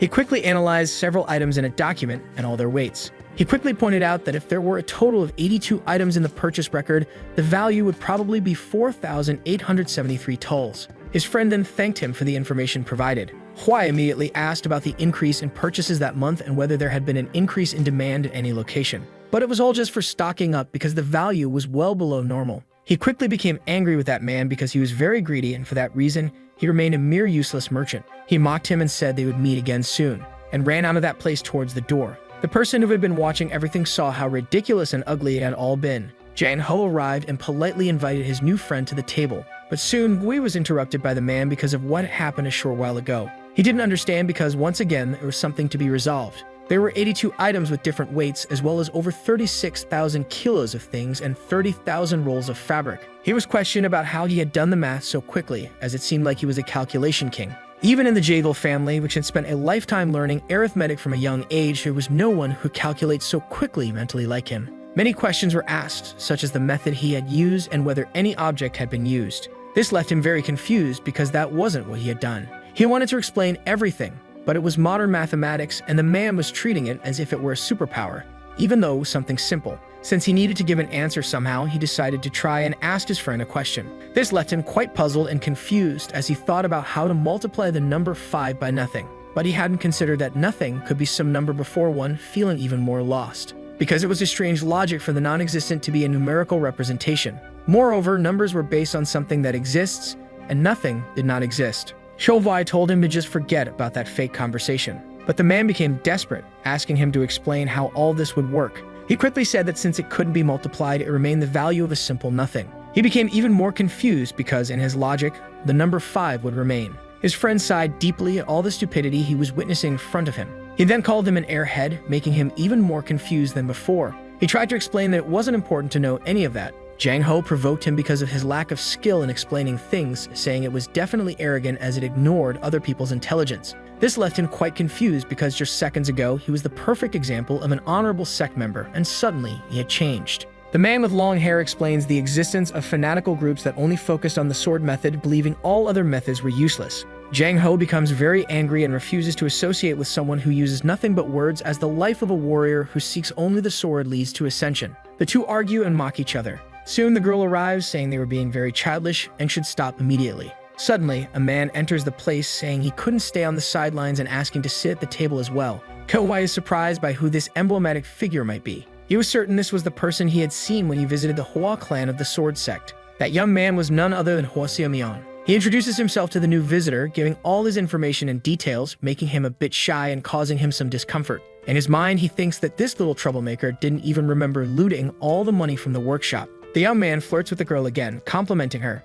She then looks and says it's true. She hadn't had the chance to thank him before and quickly apologizes and expresses her gratitude for all the lessons. Kowei feels a bit shy because it was nothing, and there was no need for all that. The boy in blue asks if she had also verbally dueled with the young master. She says not everything is training, leaving him even more confused. All the lessons she had acquired were from the musical branch. Her brother is very confused upon hearing this information, because that boy probably had musical knowledge as well. He says he is merely a merchant working in a simple and small workshop. The man is very confused about who Cho Hui really is, considering all of his achievements, wisdom, and skills, meaning that man had been the greatest gain he had received in Hefei. A somewhat golden object is seen there suddenly. It was the Yellow Phoenix fan of that clan, and it signified a beautiful invitation to the boy. Out of nowhere, a hand slams down hard right there. Jang Ho is very angry about that invitation, leaving his friend quite confused. The reason for his anger was that the young master Cho held the clan's emblem and was not a fragile outsider who could be easily controlled and manipulated with cheap tricks. He is immediately challenged on his words, as the law did not forbid invitations for visits, and this was quite common at that time. Jang Ho becomes even angrier, even wanting to resort to aggression, and has to be restrained by those nearby. Cho Hui says he appreciated and was grateful for the offer, but he probably couldn't accept it at that moment. This made the inviter regret it all. Jang Ho remains silent for a few seconds, calming down a bit, and he says that the atmosphere had been ruined due to some people present, so he would buy his new friend a drink another day. But if everyone was satisfied, they could leave and it didn't matter much. Most would accompany his brother. Cho asks if there is any urgent matter. and he quickly receives the information that next month they would participate in an event in Hwasun. He had heard of this before, and it happened once every 3 years, featuring a lot of art and participation from various clans with several different areas. He is impressed with what he just heard. That ancient sword deity had told him that the tomb was located near Sumsiu, and that the Hwasun clan was nearby the castle. So Cho Hui offers to go with them and says he would cover all the travel expenses. There would be no better company for him than them, and since he was heading there, he could enjoy Hwasun and meet various people from different clans. He is delighted because his attendance is permitted with all the pleasure in the world, and he doesn't even need to worry about all the expenses. On a bright and sunny day amid the green trees and towering mountains, the cavalry marches towards their destination. The two friends talk about the successful and giant businesses of that clan. Cho Hui had also heard about the famous savings bank in Hefei, but it wasn't just that, as there were various shops and inns, including the accounting office of Ji Yang under that clan's name. His friend is impressed with that information because it was one of the best accounting offices in Anhui, and the view of the place was unparalleled, attracting many tourists. The two compliment each other a lot and continue talking about their knowledge and the inns. The boy in red thanks him greatly, and then comments about the Mansu and Hongryu inns. Ko Hui is very happy because his simple compliment made that guy talk non-stop. Someone suddenly comments about a problem that was happening at that very moment. The obstacle on their path was that the bandits had raised their flags. The young master asked which gang was active in that area and was told that it was the colossal tiger thieves, leaving him quite confused. He had heard that those bandits did not have much strength among the 72 groups existing in the Green Forest, and those guys seemed to be losing their minds. His brother watched him and quickly disapproved of his wild and irrational behavior at that moment. He angrily said that he had heard everything the other said. His brother tried to make him understand that the enemies couldn't be that stupid, but he simply didn't get it. Cho Hui and the brown-haired one agreed, as even with tactics or brute force, the opponents had a better chance of victory, and the martial artist's world was not so safe. The boy became very angry because that piece of trash was always comparing him to the airheads from the book. Jang Ho said that there were many confused scholars just like him, as well as bad guys wandering everywhere. Amid this fight, his brother asked them to look at the flag again because there was a red bear on it. There was only one bandit gang that had this animal as its emblem. It was the team of the famous kings of the forest, the Iron Bears, who were there at that moment along with their disciples and evil bodyguards. It wasn't one of the 7 great warriors, but rather someone with the reputation to rival them. Yang Ho's brother mocked him a lot because the situation was pitiful, and if he had charged forward like a chicken at that moment, he would have become barbecue. Suddenly, many men were seen jumping down from the hill just ahead. They were the squad of the Red Bear Gale. Monsters well known for being at the level of a full clan battalion with just one group. They were very wicked and were approaching with bold and fearless expressions. The Great Master ordered the Namgun warriors to prepare for the battle that would take place right there. Suddenly, he advanced towards those enemies. He immediately ordered his team to kill them all without mercy. His brother allowed everyone to use the Jin Stone along with battle formations and divination spells. The battle at that moment was already underway. Many elements were driven into the ground, and they were being activated immediately amid the Great War. The young man warned his brother that if he found himself in danger, he would be allowed to return to the formation, even knowing that he might not listen. Cho Hui was impressed because that battle was on another level with the advanced form of divination energy and teamwork. In other words, it meant that they all fully understood the divination energy spell, just as expected from the descendants of Kangming. All Namgun warriors were ordered to attack immediately without mercy, and suddenly, they were asked to stop the attack quickly. Out of nowhere, a huge shadow was seen nearby. An impressive man dressed in green arrived at the battlefield looking very imposing. Cho Hui observed him, very impressed by it all. The man immediately asked everyone to stop, saying everything would be resolved in a calm and peaceful dialogue. That impressive man seemed to be Chul Eung-pi, according to Jang Ho. But he was mistaken about that information. He had crossed the line and made the man very angry because that old geezer was much older than that boy. Then his brother immediately asked about his true age. The young man responded that he was only 17. Cho Hui was astonished because he was just a year younger, yet he looked like he was in his 40s. Jang Ho called him a clown, saying he seemed to be trying to fool everyone there. The man got very angry and stressed because people always treated him like an old man, even though he was young, even if it was hard to believe. Cho Hui thought he probably didn't even wash his face to look in the mirror and see reality, and bandits probably didn't bathe anyway. Jang Ho told the man to at least lie convincingly and stop with the lies. The young man became very angry and asked if Mr. Kang would not help him with all this. Then the man said that this precious person was the top disciple of the great king of bandits, the young master Jang Il-ryong. But the boy, even with this explanation of who he was, became even angrier because that past battle meant nothing to him.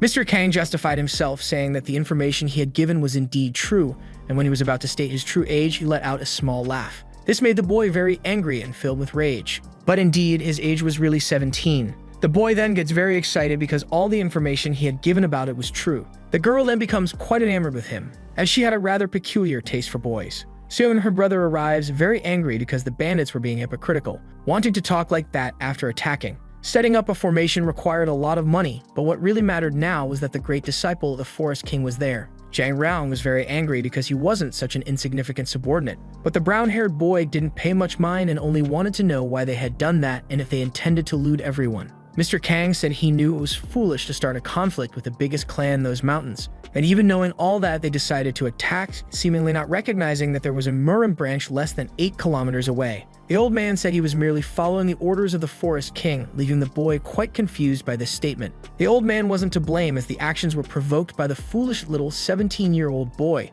Knowing this, the older brother said he needed to speak immediately with the disciple of the Forest King. Right after that, he became very angry because he wasn't a mere subordinate, and it made him furious when people said that. Everyone stared at each other for a brief moment without saying anything. Then the leader said that regardless, the young master Zhang had been immature and ended up threatening the group's integrity. They had been lucky because otherwise many people might have left injured or dead, and the Murim world was definitely no joke. The young master Zhang tried to explain, boasting about the clan, saying they were proud and honorable, but they probably wouldn't want to talk and would prefer to fight, as that was their instinct as troublemakers. Jum Ho joined the conversation, saying that the warriors plundered women and children equally, being wicked and deserving of destruction. Everyone looked at each other for a brief moment without saying a word, and then the young master Zhang Ho called for a mega fight with an emperor's attack. Cho Huai thought he wouldn't be able to stop them, and he quickly suggested a brief conversation, only to be completely sidelined. A question was posed to the young master, which seemed rather prejudiced. The most important rule in the 200-year-old bandits' code was that they should not raise their swords against those outside of Murim or the Merchant Guild. Mr. Kang immediately told the boy that those opponents didn't care about the rules and probably didn't even know such a code existed.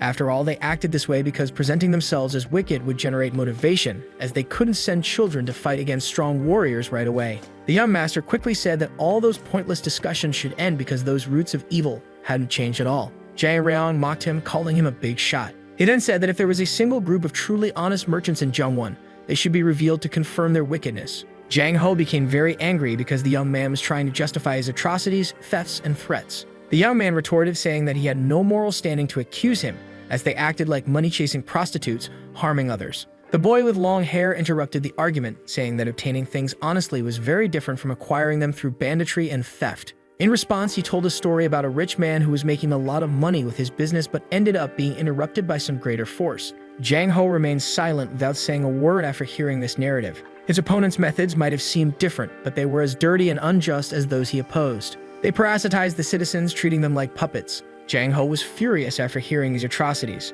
They'd only robbed from the corrupt, and between the two acts there wasn't much difference because there was always someone selfish and hypocritical. Kyo Hwai thought that typically those muscle-bound types were foolish, but there was something different here. Because the boy's logic was indisputable, he sighed as if preparing to say something. And then he said that there was a big mistake in all those statements. Zhang Raon asked what that mistake was, ending the chapter with a big cliffhanger. First of all, the code of conduct mentioned wasn't something absolute. He was quite confused upon hearing this. But he had said that the rules written 200 years ago were still considered true. However, 7 years ago, a rule had been broken during a raid on the government. The boy remained silent and thoughtful upon hearing this all of a sudden. The Anhui bandit gang, led by the well-known Bong Ta-hyun, used to beat and kill elders who tried to protect their rations, and his father had been one of those victims. Kyo-hwai said that during his research, he discovered that the code was not taken seriously beyond the mountains. Such occurrences were common in that region and definitely happened even more outside of it, making the codes of conduct fragile and useless. And even as they were talking, an innocent person could be getting robbed, invalidating the previous claim of equality. More questions and arguments were made by Cho Hwai to his opponent. In response, the young man argued that there were many like him in Nakrim. Secondly, the way of making profit, despite its similarities, had a critical difference. Those bandits did not perform good deeds or charity, unlike the Nambong clan, which was loved, respected, and appreciated by everyone. Hearing this, the young man became very thoughtful and silent. Zhang Ho observed and listened with a happy and enthusiastic expression. But that didn't mean there were only righteous people in Nambong, as there were also those who used their power for wrong purposes and actions. However, all of them protected the people of Hefei, going through difficult times and sharing hardships together. That was the difference between the two. Cho Hwai thought that all they could do was hide, which was a useless philosophy, deserving death. Zhang Raon commented that for all those reasons, he didn't want to become a bandit. He quickly began to take off his green robes. He didn't even know what that mantle represented. The leader had given it to him, and he only accepted it because it seemed sturdy. Surprisingly, he ordered Mr. Kang to inform the elder that he no longer belonged to that useless group of outlaws, leaving him shocked and perplexed. The young man then took a firm step forward. He immediately asked what he needed to do to become a warrior of the Nambone clan and switch sides. Mr. Kang became very angry because the young master had thrown the mantle disrespectfully on the ground and was about to abandon them. Jang Ho thought it was all nonsense, but the bandit was determined in his decision. Cho Huai thought that even with that physique and muscles, the young man was still a half-baked bandit. The boy in blue wanted to slip away, but Zhang Reong was determined to join the Nambone clan. He quickly declared that he wished to be accepted into the group at any cost. Jang Ho stared at him silently without saying a word. He then revealed that bandits never stopped being bandits, not even with goodwill, no matter how much they wanted to. The boy became very angry upon hearing this and said he had never bowed to his former king 9 times on his knees. Jang Ho said that if he could obtain an official document from the Forest King or a letter of recommendation, he would consider his entry into the group.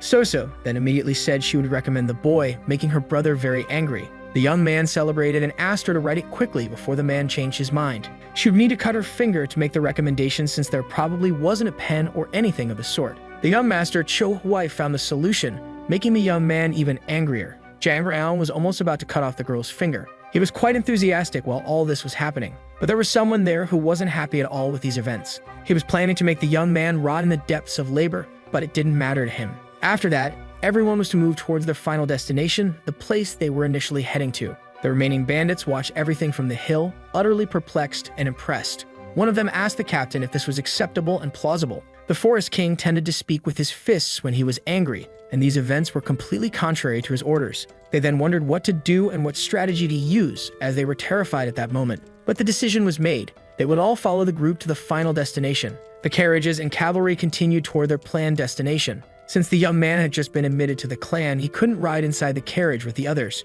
Jang Ho thought that if it weren't for his little sister's terrible taste in men, he would have kicked that guy out already. A suggestion was made for him to walk, but it wasn't accepted immediately. A joke that was made wasn't funny at all. Soso defended and praised him a lot, but Cho Hui disagreed with her in his thoughts. She tried to learn more about the new member of her team.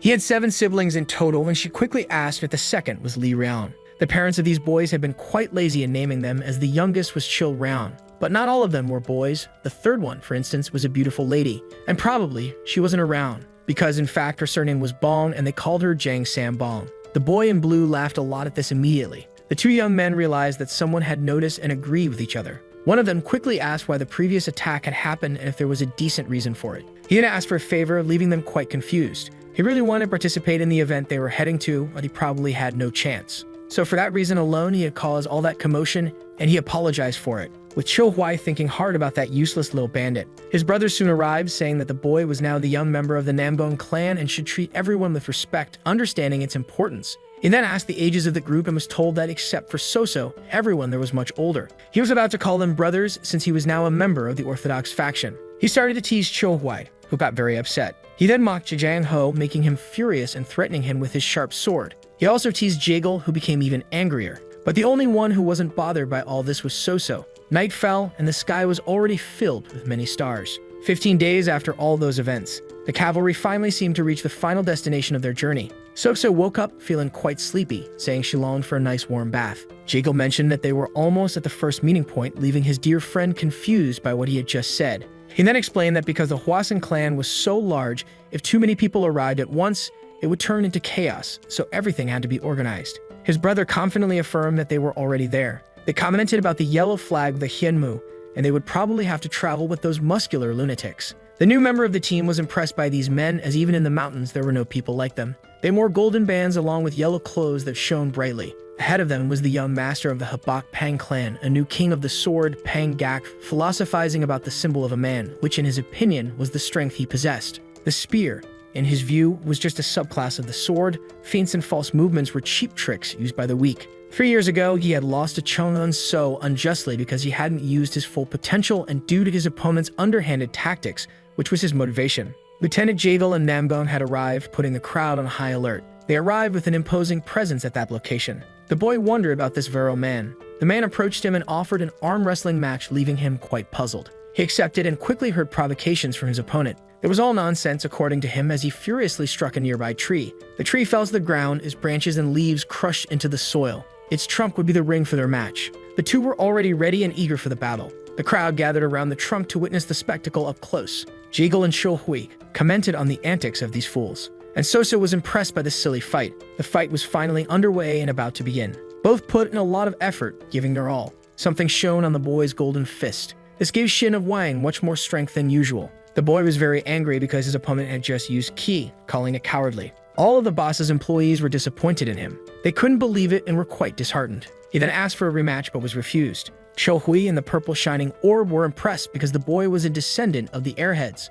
Throughout the many Murin clans, there were few that focused specifically on brute strength, and right there was a fine example. Hui wondered whether brute strength was more important than internal ki. There was no concrete answer to this question, and that's why it had been the longest debate since the beginning of verbal martial arts. The main focus was the balance between both factors, which was why they could not surpass the great, impressive, and talented Shaolin. Moreover, their biggest problem lay in their inferiority complex towards spears. Thus, they had an unhealthy obsession with the sword martial art. Based on the information Hui received, he thought that all those techniques were just baseless rumors without any foundation. This was confirmed as Zhang Fi of the Chak Nation had trained his whole life to fully understand the use of the spear. It was a fact that swords had numerous advantages, but there were even more powerful weapons. The reason so many clans used swords in Jianghu was that most styles originated from techniques using the fist, and a spear was unsuitable for that. Even with this information from the purple orb, Hui remained in great doubt. He thought that if a man called the god of the sword didn't believe in his own weapon, it would be hypocritical and make no sense. But that wasn't true, as the fist technique had revolutionized things, leaving aside the bows and arrows that were quite popular and widely used. Jiang Sambal and the Shaman clan incorporated his Tai Chi into the spear because it was impossible to harmoniously incorporate it into the sword. This all meant that the sword wasn't actually the most powerful weapon. It only had fame due to cultural effects. The boy with the headband asked Hui if he really thought that little sword was better. Hui turned around, startled, his eyes wide open. Jiang Ho immediately intervened, telling his brother to ignore those ridiculous and unscrupulous remarks. Shin of Wang didn't need to go to Manhua to finish the fight from 3 years ago because it could be done right there at that very moment. Jiang Ho mocked him, saying that he had lost to the apprentice warrior of the Namgong clan and didn't have enough confidence for such a difficult challenge. Jekyll gave him a valuable life lesson, saying that life always had its ups and downs. The boy became angry with him and asked them not to get so close, slapping his hand. He had lost to that witchcraft last year and had been trapped inside the Palace of 9 Illusions for 3 consecutive days without even being able to drink water. Just thinking about it made him want to fight mercilessly. Jekyll then asked him why the Dang clan wasn't there. He replied that they would be staying somewhere else, having left some time ago. He then decided to leave, as he was sure the Sima clan wouldn't participate this time. The day was clear with plenty of clouds in the blue sky. Some people were seen in the distance near a steep, tall hill. Hui then wondered about the lives of these people. The black-haired boy mocked Shin of Wan. Shin got very angry and tried to retort but failed. Soso then commented that the next event would have to be hosted by one of the 5 great families. The cheeky boy quickly offered her a ride on his back but was completely ignored, receiving a harsh rejection. They then started a general comical fight. Jiang Ho watched it all with great disappointment, calling them idiots and weaklings. Then he quickly ran towards the top of the large hill. Shin of Wang said it would be a great battle, so everyone started running, not wanting to lose first place. The stairs were immense and very steep, leading to the top of the tall mountain. Hui and Jekyll were impressed by what they saw. At the top of Mount Hua, there was an old man welcoming them and expressing his heartfelt gratitude and hospitality. Jekyll Woon then introduced himself, paying respect to the elder of the Mount Hua clan. The elder remembered the boy, as did anyone who had witnessed the event 3 years ago. He then invited them all in to rest after their long and tiring journey. Many people were there at that moment. Everyone greeted each other with great respect and harmony. Hui distanced himself from them and went to another corner of the place. He walked around with lightness and calm, surrounded by the large trees with pink flowers. He thought about how small, elegant, and peaceful the place was. The plum blossoms endured the dry, hostile cold, and when they began to bloom, it marked the beginning of spring with a unique scent. The boy in blue soon arrived, also praising the place greatly as he imagined things to do there. Hui was surprised to see Jiang Raon drinking alcohol, even though he was only 17. But it didn't surprise him much because such behavior was typical of a mountain bandit. That said, the boy wanted to know who Hui really was, as he thought he was from Namgong. Hui replied that he was just a mere merchant, leaving the boy quite confused with this information. He continued with a series of questions and speculations about the merchant. He also said he was hungry after all the climbing, commenting on the difficult cuisine of Jianghu. Hui also commented in defense, but his teammate disagreed. The young man then criticized him heavily, calling him a pretentious little bandit. But there was a twist in all of this, and Hui had never experienced this kind of situation before, ending the chapter with a mysterious cliffhanger. Cho Hui was very surprised, thinking about what was trending in modern business when it came to gastronomy. It was fast food, a flavor at a low price produced quickly, and the biggest company of the time was McDonald's. He had forgotten all the modernity and was thinking only about developing central cuisine. He then put his mind to work considering all the ingredients needed for the raw materials of the food, in addition to sides like ketchup and delicious sauces. He then quickly called his friend to start the business. His friend was completely confused, but he agreed, and Cho Hui said he would give him all the details later. Cho Hui thought about the simplicity of that boy's mind and how great it would be if the world were full of people with such simple thoughts. He then handed his friend a work contract, leaving him very enthusiastic, joyful, and excited. It wasn't anything special, and he soon made an offer of 50 silver bars per month. The boy was shocked because that amount was exorbitantly high. He questioned his new boss about the amount, who didn't hesitate to confirm the information. The former thief also asked questions about the new job he had just gotten, making some guesses. But all he had to do was stand right there, and he received this information with much shock and surprise. Cho Hui then told him he would learn much more over time. Someone arrived, and it was probably the strongest rising martial artist in Jianghu, the young dragon of Manhwa. He wore a beautiful white robe and walked forward with an imposing presence. Cho Hui was impressed because this guy was truly different from ordinary people. The art of flourishing energy was well known, and the only energy arts that train the natural central energy were the taking cultivation technique. After receiving this information, Cho Hui asked if this technique was better than the Grand Celestial Sword cultivation technique he had learned before. The clan leaders then greeted and praised each other. The young dragon of Manhua complimented Jiang Ho, saying he was very impressed because his friend Sky had changed significantly. Even hearing this, Jiang Ho thought that Guy was the one he hated most on the face of the earth. But he was also a human who had fallen into the deep pit of arrogance. The celestial red orb said he had great talent and was now intoxicated by his swordsmanship, making him very dangerous. The god was furious with the Manhua sect present, wanting to fight them all. Cho Hui immediately reprimanded him, saying it was his body, only to be countered because those people could end up causing multiple deaths and a disaster in Murim. The young dragon had heard that the rewards given by each group were enormous, so he expected a good performance from everyone present. Jago greeted the young man, saying it was a pleasure to meet Chung-un, so as it had been 3 years since they last saw each other. The other also welcomed him and commented on the 5 great clans. The awareness of the 9 great sects remained the same as always, and that was wonderful. It seemed that the sense of authority hadn't changed, according to Jago. Chung-un so apologized for having offended him with his words, but even his apology irritated him greatly. The muscular man said the only thing that seemed to have changed about that brute who just scattered flowers everywhere was his nonsense. The boy watched all of this around him with a very mocking expression. So then greeted him, asking about the great rewards at this year's Young Dragons event. The prize would be the 7 treasures pill and the divine silent steps, because 3 years ago, the writer of the Bon clan had ordered it. The divine solar sword and the 10,000 years ice crystal would also be added. Everyone there was shocked, as these were mystical items that hadn't been seen since the Great Murim Wall War. And these were true pieces of information because the divine solar sword and the 10,000 years ice crystal were treasures of the Solar Divine Palace and the Northern Sea Ice Palace. Chung-un so also mentioned that the martial gods clan had given these items as compensation for this specific event. Cho Hui was impressed because the boy was probably talking about the Sima group. Someone quickly asked about the participation of that organization with a tone of desperation, but was promptly answered in the negative, as they wouldn't participate this time as usual. Everyone there felt relieved by this information. Chung-un so thought about the fear that people had of that clan and how they might think they could surpass the Hwasun group. Cho Hui interrupted these thoughts, saying he understood everything. He harshly criticized the boy for his arrogance and intolerance, saying that a demon should not be allowed to grow in that sacred land of Taoism. The boy turned around, listening to this with anger in his eyes. That had not been said by Cho Hui. He simply couldn't resist the influence of the sword god who controlled his body. It seemed that the influence of the demon lord had reached the Mount Hua sect. The boy became even angrier upon hearing this from that pretentious young man. That amethyst demon god was the first to appear in Murim's history, and was also the celestial leader of the diabolical divine symbol of ultimate evil. The adonis sects called his martial arts the amethyst demon technique and considered it a curse because his body emitted an impressive purple light in the ring. But the sudden appearance of the Mount Hua sect's secret arts seemed similar to the demonic technique,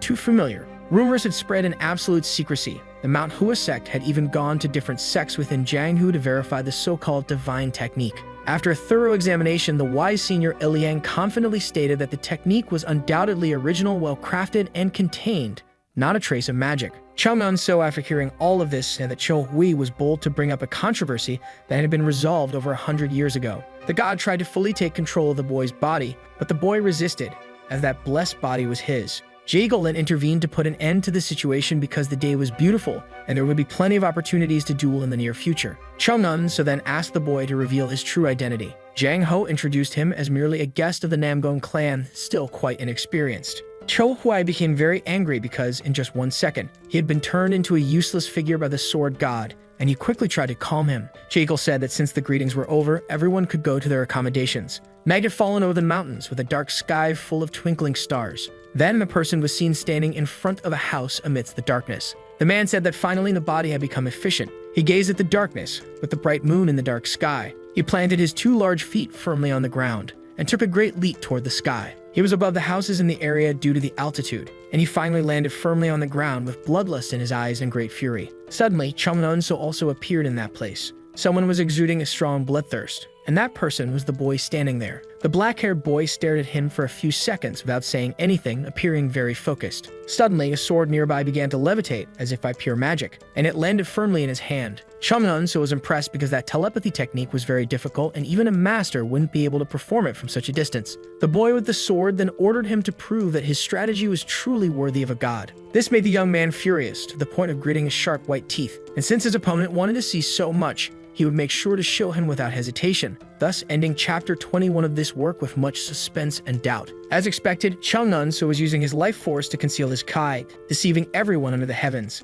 and his nature hadn't changed. The technique was definitely the 4th form of the twin flame. He became very angry, wondering how that little man knew about the trick of the twin flames. He wouldn't be able to block the blade using only the 4th form. The black-haired boy began to extend his hand, preparing his precise strike. All the magic bullets began heading toward his opponent. The powers of the celestial floating sword and the heavenly sword Mihir were being used at that moment. Chumnunso observed everything with total despair and anguish. His eyes expressed immense rage and anger. He then used his technique, the style of the 24 blossoming blades and 1,000 concentrated aromas. Despite all his magic, his opponent's attack was closing in. He looked at it in desperation and was hit hard in his body. His opponent had destroyed his twin flames, and now he had every reason to fight against his true self that had been hiding. He declared that the sword of Manhua would not be evil. The black-haired boy was still uncertain about this. Meanwhile, he did something with Chumnunso's body. The blade's magic was drawing closer. Chumnunso screamed in extreme pain and despair from the attack. Now he probably wouldn't be able to fight against the will of the god,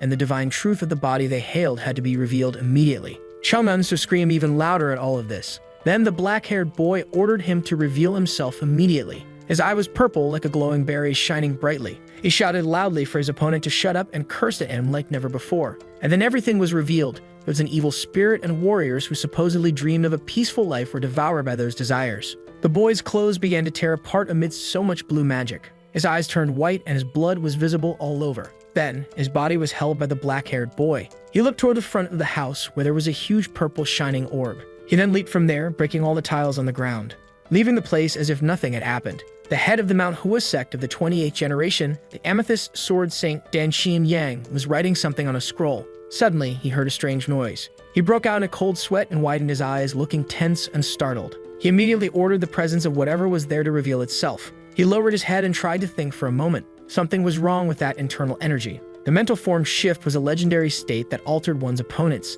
Danxian Yang knew he had to recognize this sage. Suddenly, he widened his eyes again in alarm. He then had a vision of the black-haired boy killing Chununso. He was desperate, wondering how a sage could do something so despicable. But the boy didn't want to hear that from a man who had infused demonic energy into his own disciple. The boy stared at him for a few seconds without saying anything. The boy told him that no matter how much he cultivated Taoism, he was still human and could be influenced by immoral desires as well. He tried to use his magic to grab 2 swords nearby. One of them began to levitate like a light feather and quickly moved toward the one who was attracting it. The boy said that if that old man were truly from the Tao clan, he should end his greed and suffer there for the rest of his mediocre and useless life. But instead, he dared to corrupt future generations as well. The old man's face twisted in agony as the intense blue light shone on his face. His veins had been destroyed just from the energy infused by the sword of the saint. The boy was like a god and could not interfere with the mortal world. Now this was a human affair, as an immortal was interfering with all matters. The boy was not a god as the old man thought, and he said it wasn't wise to meddle in such affairs.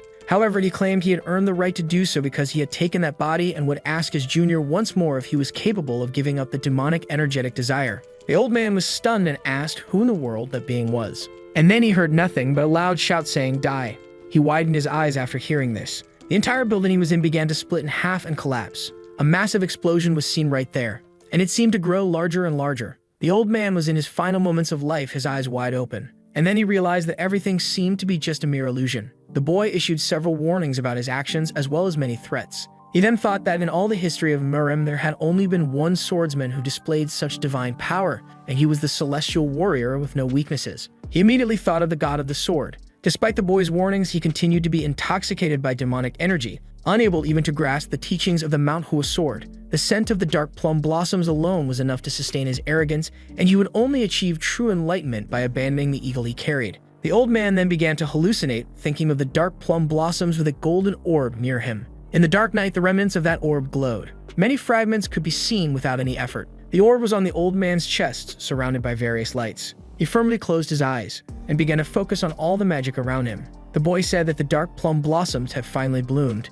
The old man started crying heavily, filled with confusion about what was happening. Something was different about him. It seemed like a new beginning, with nature honoring the general. His ancestors' teachings from Manhwa, practiced for the last 300 years, had finally darkened the plum blossom. Now his transcendence was clear and could start anew. Dan Xianyang asked if the boy was truly the god of the sword, ending the chapter with suspense. The boy stared at him without saying a word. The old man thanked him for his teachings and for saving the Manhua sect, but no one was there to hear him. The boy had vanished, leaving someone else in his place. The old man's hand reached out toward that person. He then apologized to Chang'un So. The night had fallen with the bright moon shining in the dark sky.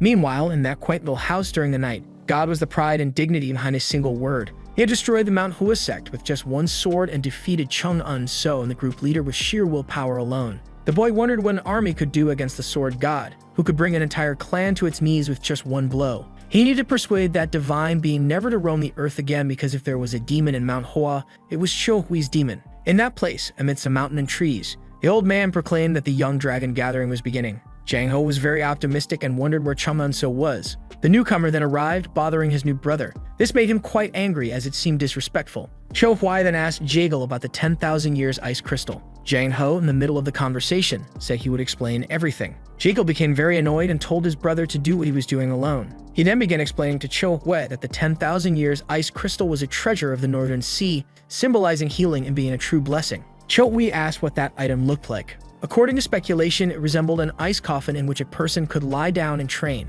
Xiuhui was impressed, thinking that the lucky one could possibly possess ice arts forever. Jagal confirmed this, but said that according to the Northern Sea myth, it had been over 10,000 years since it had disappeared. Xiuhui thought that the item matched its name and quickly asked what category it was listed under. But Jagal wasn't sure, as the rewards were decided by the sponsors. Jiang Ho started criticizing, saying that if one reached their limits quickly, they wouldn't be able to win against someone who put such thoughts into action. He then asked someone about the event's rewards. The young man greeted him and praised him. He said the reward for the winner of the duel competition was the Divine Silent Steps Manual. In addition, the Divine Solar Sword would be awarded to the person who achieved the best performance. Xiuhui said that was great, as it would be difficult for someone like him to win.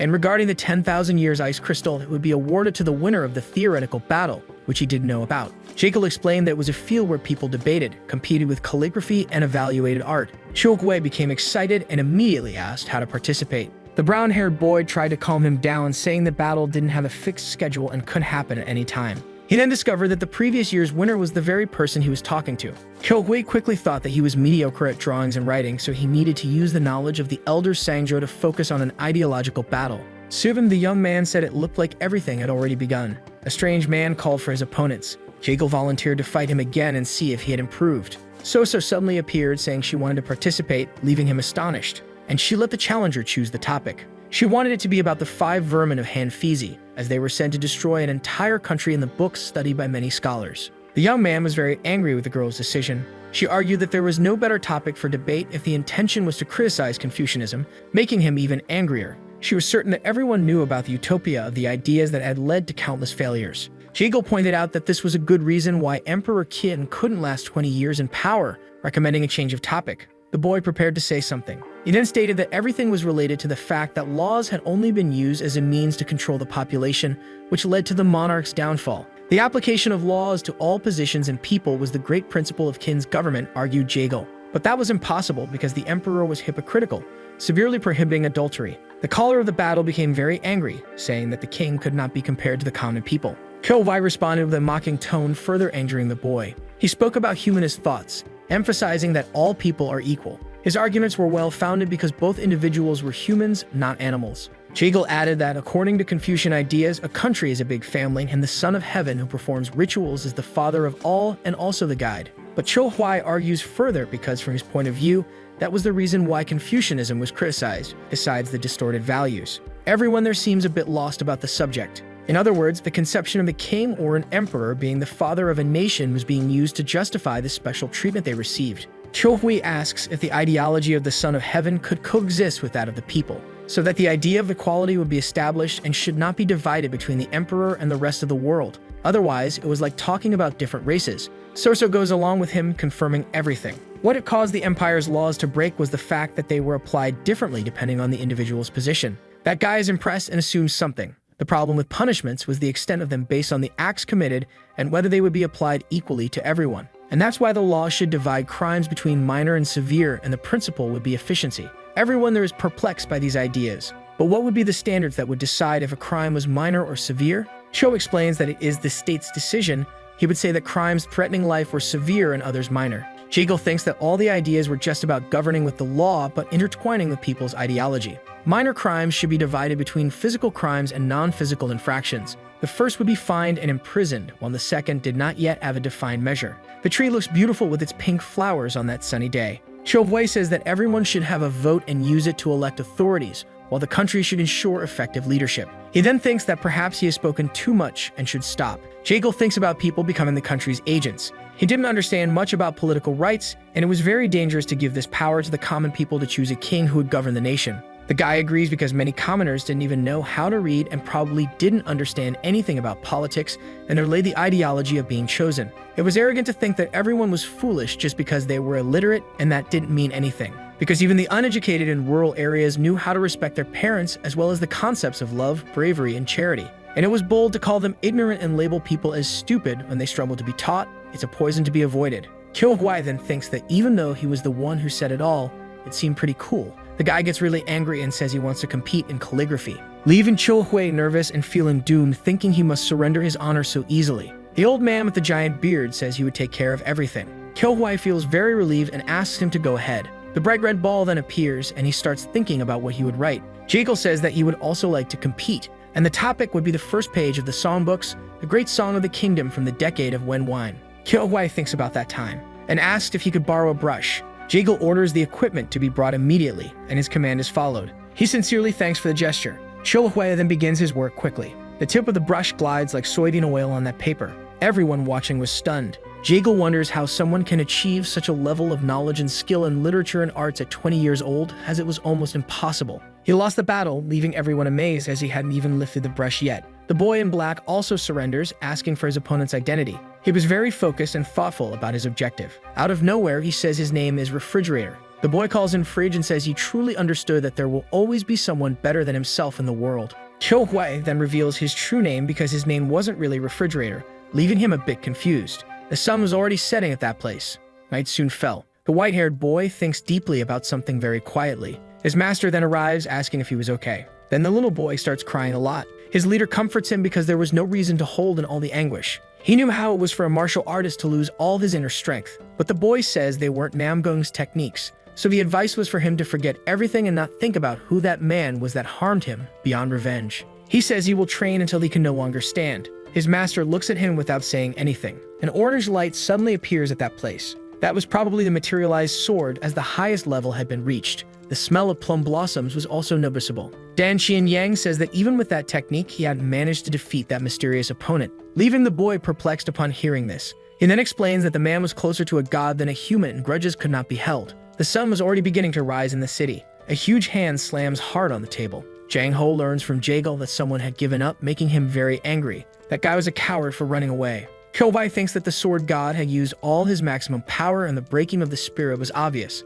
Chum Emso arrives, surprising him greatly, because he had recovered very quickly. He apologizes deeply for withdrawing from the competition and explains the reasons for it. Jum Ho questions him about what reasons could be so significant. He then informs that there was something wrong with his Kai, making his opponent deduce something. But it wasn't something as extreme as energy deviation. He explains his enthusiasm for the day of the battle, and that he was not avoiding his opponent because surely he would fight in the next encounter. A hand appears, touching his shoulder. Cho-hui consoles him, saying that things in life happen when you least expect them and preparation is essential. Chumnan so gets angry because the guy touched him, leaving the boy puzzled because he only wanted to help while the other just wanted distance. Everyone there is stunned as they observe this, and they look at Cho-hui with a very confused expression. Jigelin asks what he had done for Chumnan so to act that way. Cho-hui explains himself, saying he did nothing, feeling quite offended by the question. Jigel was sure something was going on there.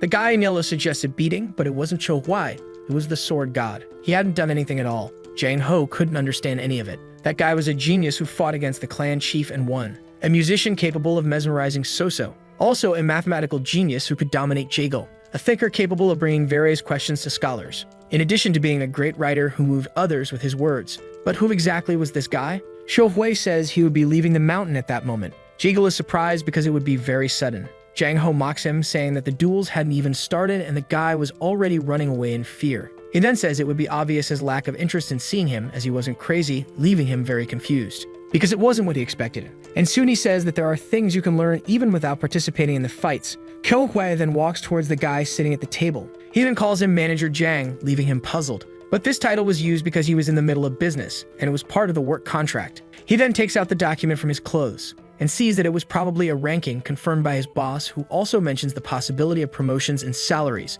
This makes the boy very excited while he wonders if that little boy would keep smiling when he learned about his duties. He instructs him to settle in the Nambone clan as he didn't know when he would return to Hefei, and letters with all the orders would be sent in the meantime. Jang calls him brother, but is immediately reprimanded because Cho-hui was his boss. The two are very happy with the new titles. Cho-hui then thanks everyone there because many lessons were inherited, and Jang Ho agrees with his departure, saying that their reunion would be in Hefei. But he asks about the 10,000-year ice crystal, leaving the boy deep in thought because he wouldn't be able to carry something so heavy and large on his back. So Cho-hui makes a request to the Nambone clan, which is accepted by the leader, but they needed to authenticate a person to receive the item first. Jigel immediately commits to this, leaving the little boy very grateful.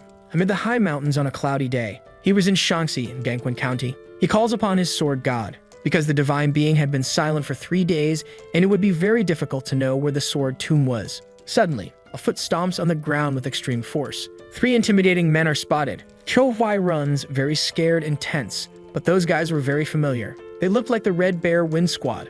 The guys realized he identified them because of their huge muscles. They then remove their masks, ordering the boy's death, but he asks for a moment of calm. Even so, the Wind Squad wanted to silence him to avoid a nuisance, leaving the boy very confused because he didn't know what was happening with them. The guy in green quickly tries to punch him to shut his mouth, but he was also prepared to strike back. Their fists collide in midair. The old man is surprised because that brat knew how to defend himself.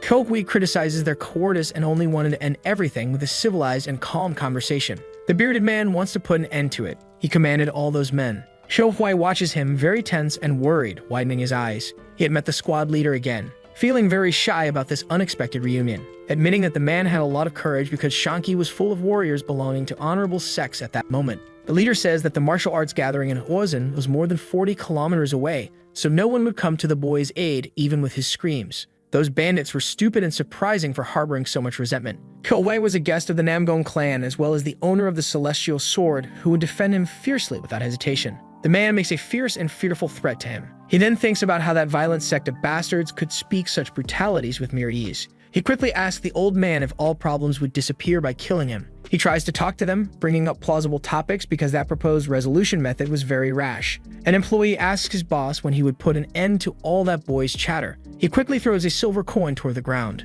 The guy in green notices it and quickly runs toward the coin. The sound of money is enough to stimulate those bastards' brains. That guy with an axe gets angry at the boy's antics, but he quickly runs after another coin that had been thrown. They'd all receive a massive scolding and moral lesson from the boss. Cho-hui had a golden coin as his trump card. The leader tries to control his desire for that money but can't hold back. Cho-hui quickly throws the coin to the man. Then he asks what he wanted at that moment. The boy immediately says he would give all the silver coins he had if they let him continue his journey in peace. The leader agrees to all of it, and his employees quickly question him about payments. They are all impressed by the amount of money there was. Cho-hui then quotes a saying from Confucius, stating that the revenge of a virtuous man does not last more than 10 years. He feels a bit regretful because it had only been 3 days since he disrespected all the philosopher's teachings, never knowing what life would bring him. The divine being suddenly starts questioning him out of nowhere. He quickly asks for permission to lie down right there, and the foolish guys with the money allow it without thinking twice. But those idiots would certainly see him again. He then begins walking toward his destination. The divine being declares that he would never again take control of his body. He had been listening to everything like a pervert and should rethink the balance of power. The boy then asks him if he was sulking because everything he said could have caused an uproar. But the divine orb simply responds that they should head toward the autumn valley. The boy feels a bit confused about the path, but all the instructions are quickly passed on. He wanted the divine being to use his body so they could fly there faster, but he is given a negative response. Feeling very sad, he reluctantly accepts the decision, hanging his head low. The mountain he had to climb was huge. He makes an immense effort to reach his destination. It was definitely beyond limits, and figuring out how to climb it efficiently was quite a mystery. The divine being soon urges the boy to hurry, as the sun was about to set. He gets very angry because all of it seemed like a form of revenge just because of a few insults, and this suffering was intentional. He is quickly scolded by the god, receiving a harsh moral lesson. He then starts thinking about all that money, and gains more motivation to climb the hill. One of his feet slips on the smooth rock, causing him to tumble down the hill, screaming loudly. He finally falls to the ground there, and realizes he had returned to the start again, feeling very angry and impatient with this. So he plants both his hands on the rock again with all his strength, and begins climbing the hill, his anger transformed into motivation. All that rage was the fuel for his ascent. Finally reaching the last inch of the hill, he finally reaches the top of the mountain as the sun is setting. He wonders if that is the high grave of the sword. The divine being responds affirmatively, stating that whether he would obtain something there or not depended entirely on the boy, also offering him advice. All that information suggested that someone was right there and some traces still remained. The boy feels a bit confused, but the god explains that the things he discovered in the high tomb of the grave were marks of blades with true essence. Killwai says he's just a normal person, thinking his divine being wanted him to become a supreme master just by looking at a few scratches. He gets very angry because whoever made those marks should be highly respected beyond mortal standards, as the boy was saying. He then asks if that being was a god or something like that. He is answered affirmatively, as those blade marks were the true legacy of a divine being that even as the leader of the sword, he had never imagined defeating him. In Murim, the word perfection didn't exist, but the god's swordsmanship was perfect. The question was how the son of a mortal man could demonstrate such mastery. Kyohwai then asks how good he was. He looks at the ceiling of the cave he had entered, and is told that he would have no chance. The sword god then asks if he was capable of reading ancient languages because he had made a copy for scholars, and no one had been able to understand it. Kyohwai is very impressed by what he sees, because on the walls were written various formulas and physical calculations with constant fall velocity and gravitational force depending on weight. The person who had left those traces was undoubtedly from the modern world and also Korean. The sword god is perplexed because the being belonged to the same world as Kyohwai. He then asks when he discovered that cave. That ruin had existed for at least 1,000 years, and a person from the modern world had already been there, besides the fact that all those researches should have been in history books. The sword god also wondered about this because it was really strange that such an exceptional swordsman had no name recorded in Janghu. Kyohwai asks about the last sword mark he had mentioned earlier.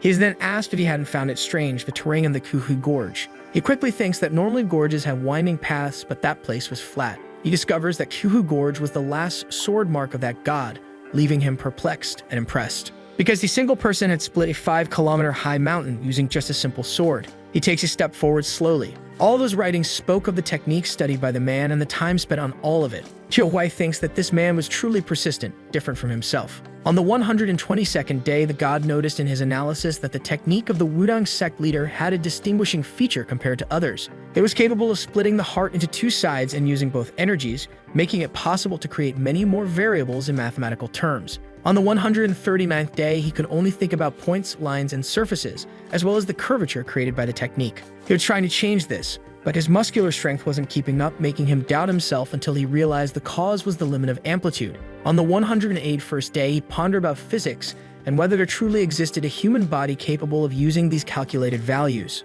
What remained was to train his own body to be able to apply these formulas. On the 487th day, he realized how weak the human body was, trying to see how many attempts it would take to hit the points he had marked in front of him. The exact number was 7,264,220 attempts, taking 2 years to discover, concluding that a weak body would be incapable. After reading all of this, Kyohwai is impressed and astonished, doubting the mortality of the man. On the 4,685th day, he realized how foolish he had been to remove factors that physics could not explain, concluding that Taoism and Buddhism existed because only through physical training was it impossible to gain complete control of the body, requiring the study of the mind. Only in that world could he divide his body as small as particles or become as vast as the universe, finding peace. Only in that place could swords, lines, and all the movement of physics and figures be perfectly manifested. He realized that the boundaries separating the world and the mind had disappeared because even without eating or breathing, he did not die. On the 6,932nd day, his body was already capable of reproducing all physical forms perfectly.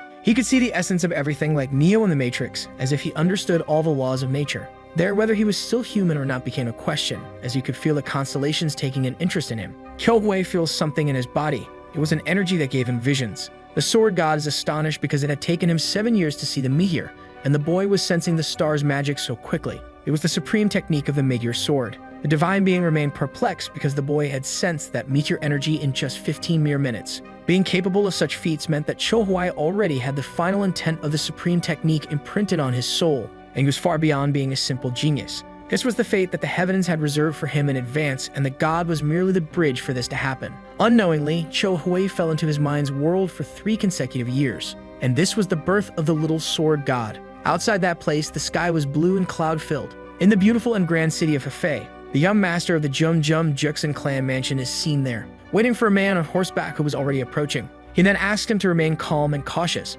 because the celestial carriage was worth a lot of money, and it was necessary to handle it with care. The man apologizes and is quickly reprimanded. Juksen quickly inspects the carriage, and then climbs aboard, settling in to depart. His intention in buying the carriage was to reach the Hefei Inn. On the way, he notices something that greatly impresses him. It was the sacred hall of the Cho clan. A girl then greets him warmly with hospitality and respect. He then asks for the 6-layer bread and the pure black water. She responds politely in the affirmative. He was very happy to have come to Hefei. His order cost 99 iron coins. He pays it with just 1 silver coin, leaving the girl grateful. The sandwich was beautiful and very well made, apparently. He quickly devours it, amazed by that otherworldly flavor.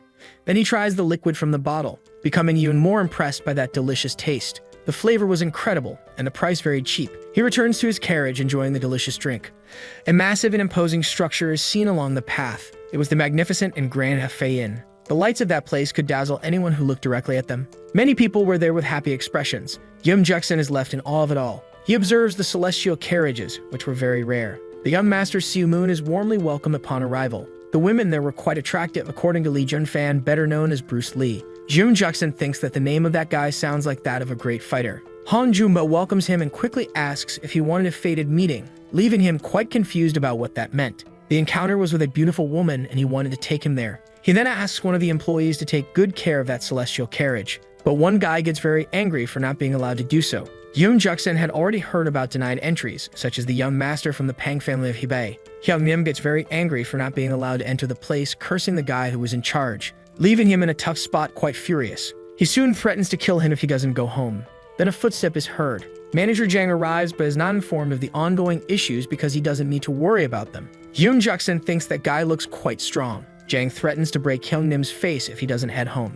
He runs off in a full sprint. The manager quickly announces that it's past 7 and no client would enter for free. Juksen is impressed, assuming that before 7 o'clock, he would have entered at no cost, asking his guide, who replies that this only applied to women, not men, because any ladies who arrived before Jinshi received snacks and 3 bottles of rice wine completely free. Jang pays close attention to the conversation between the two, and then quickly calls Jumbo over, asking if that guy wasn't a bit suspicious, but is told that he arrived in a celestial carriage, making him ponder silently for a moment, and quickly says to take the guy inside. Inside the place, there were many colorful lights, a lot of music and people dancing vigorously. Dozens of people were there at that moment. Jumbo asks if Juksen wants to be taken to the love room, but since it was his first time there, he decides to get a table to observe better. The prices of the tables also varied a lot. Many women were seen dancing there, and the closer the table was to the stage, the more expensive it was. Juksen likes the idea of being taken closer to the girls. To drink, he wanted some rice wine. But Jumbo doesn't quite agree, as a table like that required at least 2 bottles of winter's frozen liquor,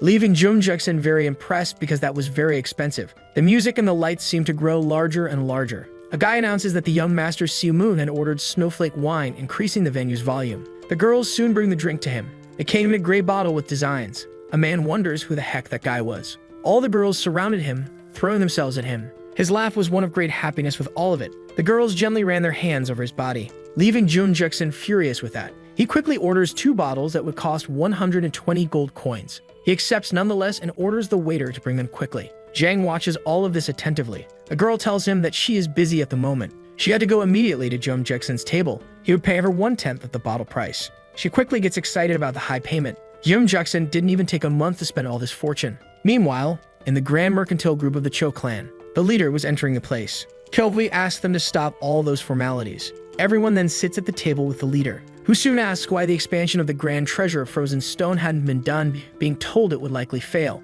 He is left very confused because the investment was enormous, quickly asking for explanations. Then he is informed that the larger the scale of the frozen treasure, the more its effect would diminish, even with the 10,000-year crystal. He doesn't know what to do because the production limit was only 750 kilograms per day. Cho Hui thinks about the first law of thermodynamics, feeling like a fool for forgetting it as demand was increasing drastically. He quickly asked about the pure black water, which was right there in front of him with the old man. He then tastes the dark beverage, rejecting the flavor because apparently it was worse than before even after testing various hot springs that month. The employee is saddened and is quickly ordered to write 20 pages of reflection. This makes him cry, falling into total despair. Meanwhile, at the inn complex, Jang brings news about the doubled sales increase. Impressed, he had initially planned to hire the guy as a responsible doorman. But, in truth, he turned out to be a sales genius, learning 10 times faster and being the best at catching fools. Thoughtful, Cho Hui decides that it's not easy to make Coca-Cola from complete scratch. Jang had something to say in the meantime, and it was about the 10,000-year ice crystal from the frozen palace of the North Sea.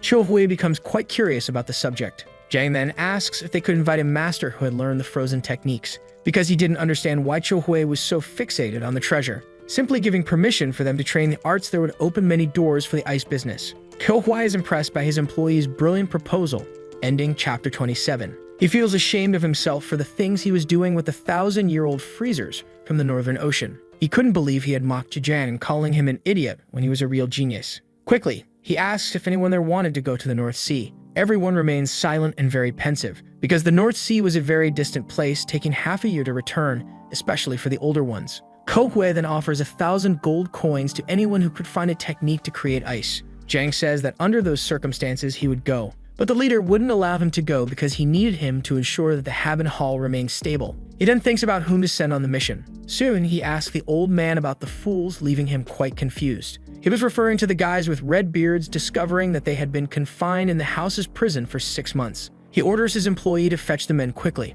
After a few minutes at the Red Mansion, the old man finally arrives with the men, leaving them outside as Cho Hui wanted only their leader to enter. A man slowly enters, carrying an expression of complete physical and mental exhaustion. Jang looks at that man closely, astonished, because that guy was Mr. Kang, his former leader. He collapses to the ground, crying profusely. Jang tries to approach him to help, asking what had happened. Cho Hui reprimands all those tears and calls him over. The boy thinks his brother only acted this way when someone threatened him. That old cripple gets close to the table and is immediately ordered to go to the North Sea. Quickly, with his head down, he tries to justify himself. It seemed he still wanted to live off Mandu, because that's all they were fed every day. Cho Hui promises him that they would be freed once the mission was completed. This makes Mr. Kang accept without hesitation. He threatens him in case he hides or flees. Mr. Kang curses him in every way, saying that if it were possible, he would have done it without thinking twice, and quickly states that it won't happen. Meanwhile, in another place a little far from there, on those well-known and enormous stairways, Namgong Baek begins to brood over something. He thinks that 3 years ago, he should have destroyed the 10,000-year ice crystal because nothing Cho Hui did was normal. All of his inventions had even caused government officials to lose their jobs. Because of such actions, even the delivery workers and escort agencies were suffering. In addition to having created a new concept of carriage called a car, along with establishing a brewery, Cho Hui had also built a cake shop that sold black water and 6-layer food, dominating the food industry. And every time he started a business, those signs would sway. This was why so many people flooded the Namgong family residence like a great wave, almost impossible to stop. But there was one thing that made him angrier. Suddenly, a girl arrives with food from the Cho clan's restaurant, which he had already been craving. He grabs the bottle with the drink and reveals that he is the most addicted to those exotic foods. A boy arrives announcing that some people were there to talk, leaving him quite puzzled. The most likely reason was about the inns. He had even forgotten all about it, but there was one more thing to be revealed. The young master of the Hua family's sword sect was also there at that moment. That group had been bothering the old man frequently, making him very nervous. And there was still more to be said. Jiggle was also there, but he didn't need permission to enter as it was a personal visit. The boy reveals that he hadn't come as a friend, leaving Namgong back very curious about this. The boy in blue then says that he was there as a junior inspector appointed by the Marim Alliance. The old man quickly decides to receive his visitor, being supported by his employee in this decision. There was a significant doubt about all of this. The employee leads the inspector to his boss, who welcomes him warmly. Jagal asks if Mr. Bake was doing well. He's answered affirmatively and warmly complimented being invited to sit at the table. He thanks him and states that he wants to get straight to the point of the conversation. But before anything else, Mr. Bake wants to ask just one question. The question was why so much care was being taken when there were still 2 months left until the sequential inspection. Jagal remains silent for a few seconds upon hearing this. He then reveals that the chief inspector had visited Anhui, suspecting something, leaving the old man quite anxious. He thought that the Cho group's big business was an enterprise benefiting under the Namgong clan, but becomes very angry upon hearing this because the Cho battalion worked independently. He still didn't understand what the alliance was planning.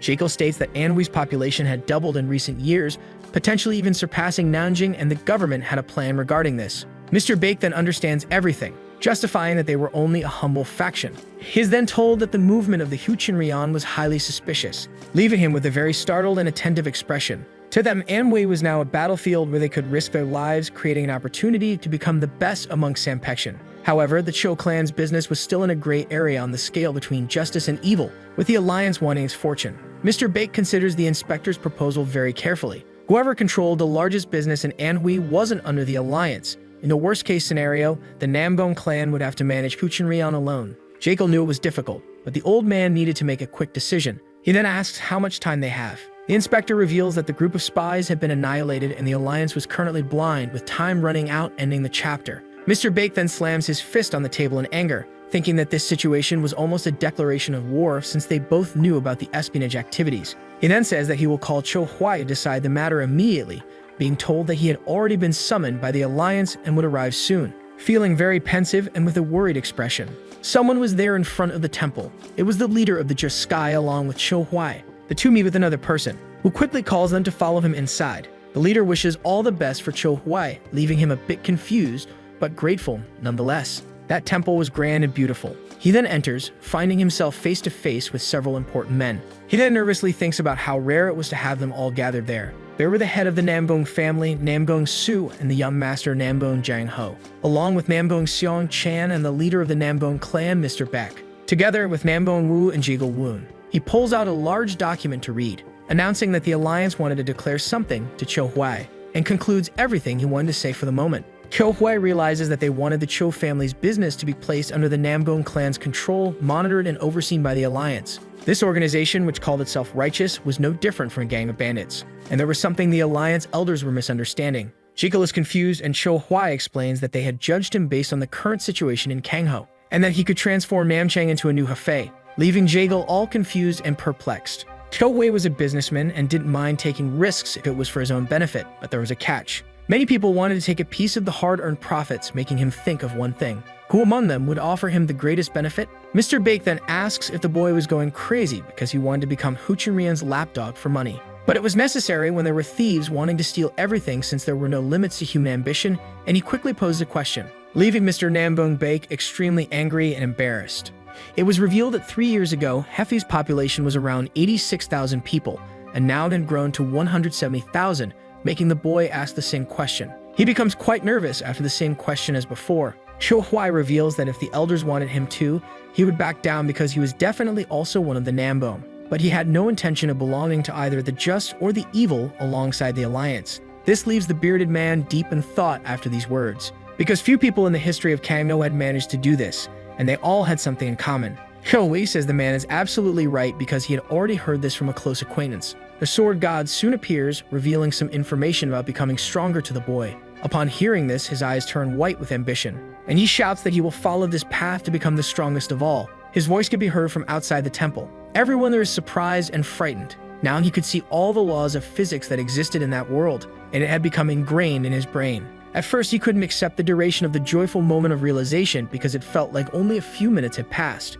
But when he woke up, his clothes were worn out, and the sword god quickly revealed that 3 years had passed. He was very happy for the boy, calling his modified body the desired body of the Sword Lord, despite his eye issues. Many white lights could be seen by him in that hall. This was the state in which his eyes were embedded, those of a warrior's spirit. Except for a martial art like the plum blossom technique, this phenomenon was definitely for those who had reached the unfathomable level, making the old man wonder how that young boy could have reached this state. The gray-haired man says that the boy is no ordinary apprentice. Even if he were a disciple of Mu Jimayang, it would be madness to claim, so he asks if the inspector feels the same, leaving him quite confused. He says the boy was at the unfathomable level, making Jagal perplexed, because even among the best man's sex, there were only 4 places with someone at this level. The old man advises him to find someone to try and change the boy's mindset. He says he will return to the alliance immediately, leaving slowly toward the door. Mr. Bake asks Shohui what Nambo means to him. The boy with the extremely white eyes thinks for a while, and says it is like his uncle, whom he feels grateful for when he covers for him when he messes up, thinking he's an idiot. The bearded old man asks what they thought about giving the boy a respectful position within the family hierarchy. Very tense. The Namgong clan leader takes a deep breath and says there is one condition to be fulfilled in these circumstances for Mr. Bake. The condition was a genuine marriage with a woman from the family. Everyone there falls silent, staring at each other without saying anything. Jang Ho then says it would be impossible for his father, because Sosa was hopelessly in love with Jang Il-ryan and even cooked for him every day. The old man thinks a bit more, remaining silent. He then says that Somi was still in auction, but this makes everyone there very angry. Jang Ho reveals that she had just turned 19. Cho Huai, very nervous, disagrees with all those decisions because he didn't want to be tied down, leaving the old man very confused and pensive. He says he would never do that in his life. The old man says that if he didn't want the position, he would have to return the celestial sword plaque. This makes him very angry, as it would be blackmail, wanting him tied to them. The old man questions why he had said before that Namgong was like his family. He could continue doing his business without the group's ambition and still have their support in difficult times. Cho Huai then thinks there's no way out. He accepts the hierarchical position, but does not allow the marriage. This leaves the bearded old man deep in thought, remaining silent. He then orders the elders and other members to be gathered, because the family rules would be changed immediately. Cho Hui asks to leave the place, slipping away toward the door. But suddenly, someone approaches him and reprimands him for leaving at that moment, ending the chapter. Ko Hui had not seen the visitors the old man had mentioned, as he was in a hurry. He then discovers that all those powerful people from Anhui were at the location because of his hotel, leaving him quite confused. What was wrong was that the children of rich families were squandering their fortunes there instead of focusing on their studies. Many engagements had been broken due to the bachelor parties. Upon learning this, Cho Hui's eyes widen in shock, justifying that they had not forced anyone to spend money on expensive drinks and that it was their own choice to do so. This response makes the old man very angry and nervous. He asks Cho Huai to close the place for a while so they could get rid of those visitors. Cho Huai agrees and decides to stop all operations for half a month. This leaves the men there very stunned because he didn't need to shut down all his businesses, just the hotel. All the establishments were well loved by everyone who protested against this. The businesses wouldn't be closed individually as it would demoralize the employees. The old man tries to offer a solution for these things, leaving Cho Hui quite angry because the Nambong family would not pay for salary increases or compensate for the losses. Everyone there remains desperate over the closure of the establishments. Then the man in blue asks the name of that limited cloud carriage and if he could get it soon. This vehicle was the Grand Celestial Cloud Car. Cho Hui says it would arrive in 2 days, leaving the old man quite astonished. He asks the other man where the visitors are, and he is told that they are at the Blue Dragon building. He then says he will return after practicing the release and control of his energy, leaving the other old man deep in thought about what the Namgong family had become. Someone nearby was sitting on the stairs next to a carriage. It was Jagal, reflecting on his failed plans in Hefei. Cho Hui was very strong, even though he was almost his age. Besides that, he was just a businessman, full of knowledge and excellent calligraphy, hardly seeming like a real human. Jagal becomes very angry at the existence of this impressive person. Suddenly, he arrives looking very suspicious. He was furious because he had been stabbed in the back right after paying Jagal 20 gold coins. Someone nearby is heard calling for help, but Cho Hui wanted to hear the guy's excuses first. He says he cannot make any decision on his own while belonging to the Alliance and only does what it commands. Cho Hui bets that his plan was to continue disrupting his businesses, but he is quickly reprimanded as Jagal is still an inspector. He imagines that there's nothing a mere employee can do except obey his superiors. If he did everything Cho Hui asked, the problems would be forgotten, and he asks if he had thought about the things previously discussed. Jagal responds that he could not do it. The proposal was 200 gold coins per month to be the vice president of Cho's businesses, much more than he earned at the Alliance. When Jagal was about to reveal the problem, he is interrupted by someone who arrives with heavy and firm steps. It is Jang Ho calling Master Cho Hui, saying he would like to learn from him, leaving him quite confused because he thought things were already settled. But now he was an elder of the Nambong family and was expected to teach the younger ones. Jang Ho could not believe that someone his age had reached such a level, and it was very impressive. Cho Hui remains silent and thoughtful for a few seconds. The boy in blue says that he has much to learn and asks not to be underestimated. A sword of God's orb appears, telling Cho Hui not to ignore the sincerity of a swordsman. He agrees with everything, leaving the boy quite excited and enthusiastic. They go to a battlefield. The boy holds his sword firmly in his hands, pleading for his master to teach him, who calls him closer. He tries the Emperor's sword with a direct double slash, along with the Supreme Monarch's earthquake, but Cho Hui dodges these strikes very easily, leaving the boy very surprised and frightened by this teleportation, thinking it was an illusion. Cho Hui quickly charges at the young man, who fights bravely once again. The battle between the two is intense and thrilling. The boy defends himself bravely with his sword, but a strike hits him, causing him to bleed from the mouth. He is very impressed because his opponent had dispersed the Emperor's earthquake so easily without any difficulty. He probably dispersed the technique just by observing the flow of his Kai. If not, there were no plausible explanations for it, raising doubts about whether such things could be done by humans. Cho Hui charges at him again with full force. The battle becomes intense and contested once more. He attempted the same attack again. Jang Ho positions himself with his palm raised, then trying the final strike with the Emperor's talent and sword. His master quickly arrives, telling him to stop because he could not use those abilities in his current state. Cho Hui observes him closely without doing anything. His eyes begin to shine brightly. Jang Ho watches him nervously and fearfully. Cho Hui begins to move his sword rapidly, swinging it toward his opponent. Suddenly, a blue light with an explosive appearance is seen right there. Jang Ho tries to move toward the boy bravely, but is soon halted, groaning in pain and agony. Everyone there calls out for Jang Ho, the junior swordsman. After the smoke clears, a shadow is seen. It was him, with blood dripping from his mouth. He asks what technique was used and its name. Cho Hui had used the celestial sword's flow trick, calling the weapon galactic meteors. Many comments are heard around the fighting ring. The elders discuss the genius of both boys. What they would call Cho Hui, having defeated the genius Jang Ho, was a mystery. The two elders are quite confused during this conversation. No one, even with their extraordinary eyes, could explain or describe that impressive man. With just one move, he had managed to defeat the family leader, which meant his talent was not limited to normal martial arts. There was something in his swordsmanship that did not belong to Kang Ho, making a precise description impossible because such a thing had not existed until then. The old man says that he is the man from the Green Sword Manual, and asks if the other could withstand and defend against the boy, receiving an uncertain response. The young man's swordsmanship was simply flawless and without defects. Namgon Baek becomes very angry because no one had ever been praised that way by the master. That technique considered every move his opponent could make, allowing him to control the direction of the battle, forcing the enemy to defend. If he truly performed like that in earnest, he would be the true sword god. The old man says that the boy is far from being a genius. He's more like an immortal like the three immortals. The mustached man thinks the boy is certainly a strong candidate to become the next immortal, unable to escape his fate. Celestial Meteor Sword, a weapon that could reach the heavens, was an arrogant name, yet still an excellent technique. Jang Ho stares at Cho Hui for a few seconds without saying anything, and Cho Hui stares back in silence. Cho Hui orders him to stand up quickly. Jiggle arrives, telling the boy that he wouldn't return to the Alliance and wanted something.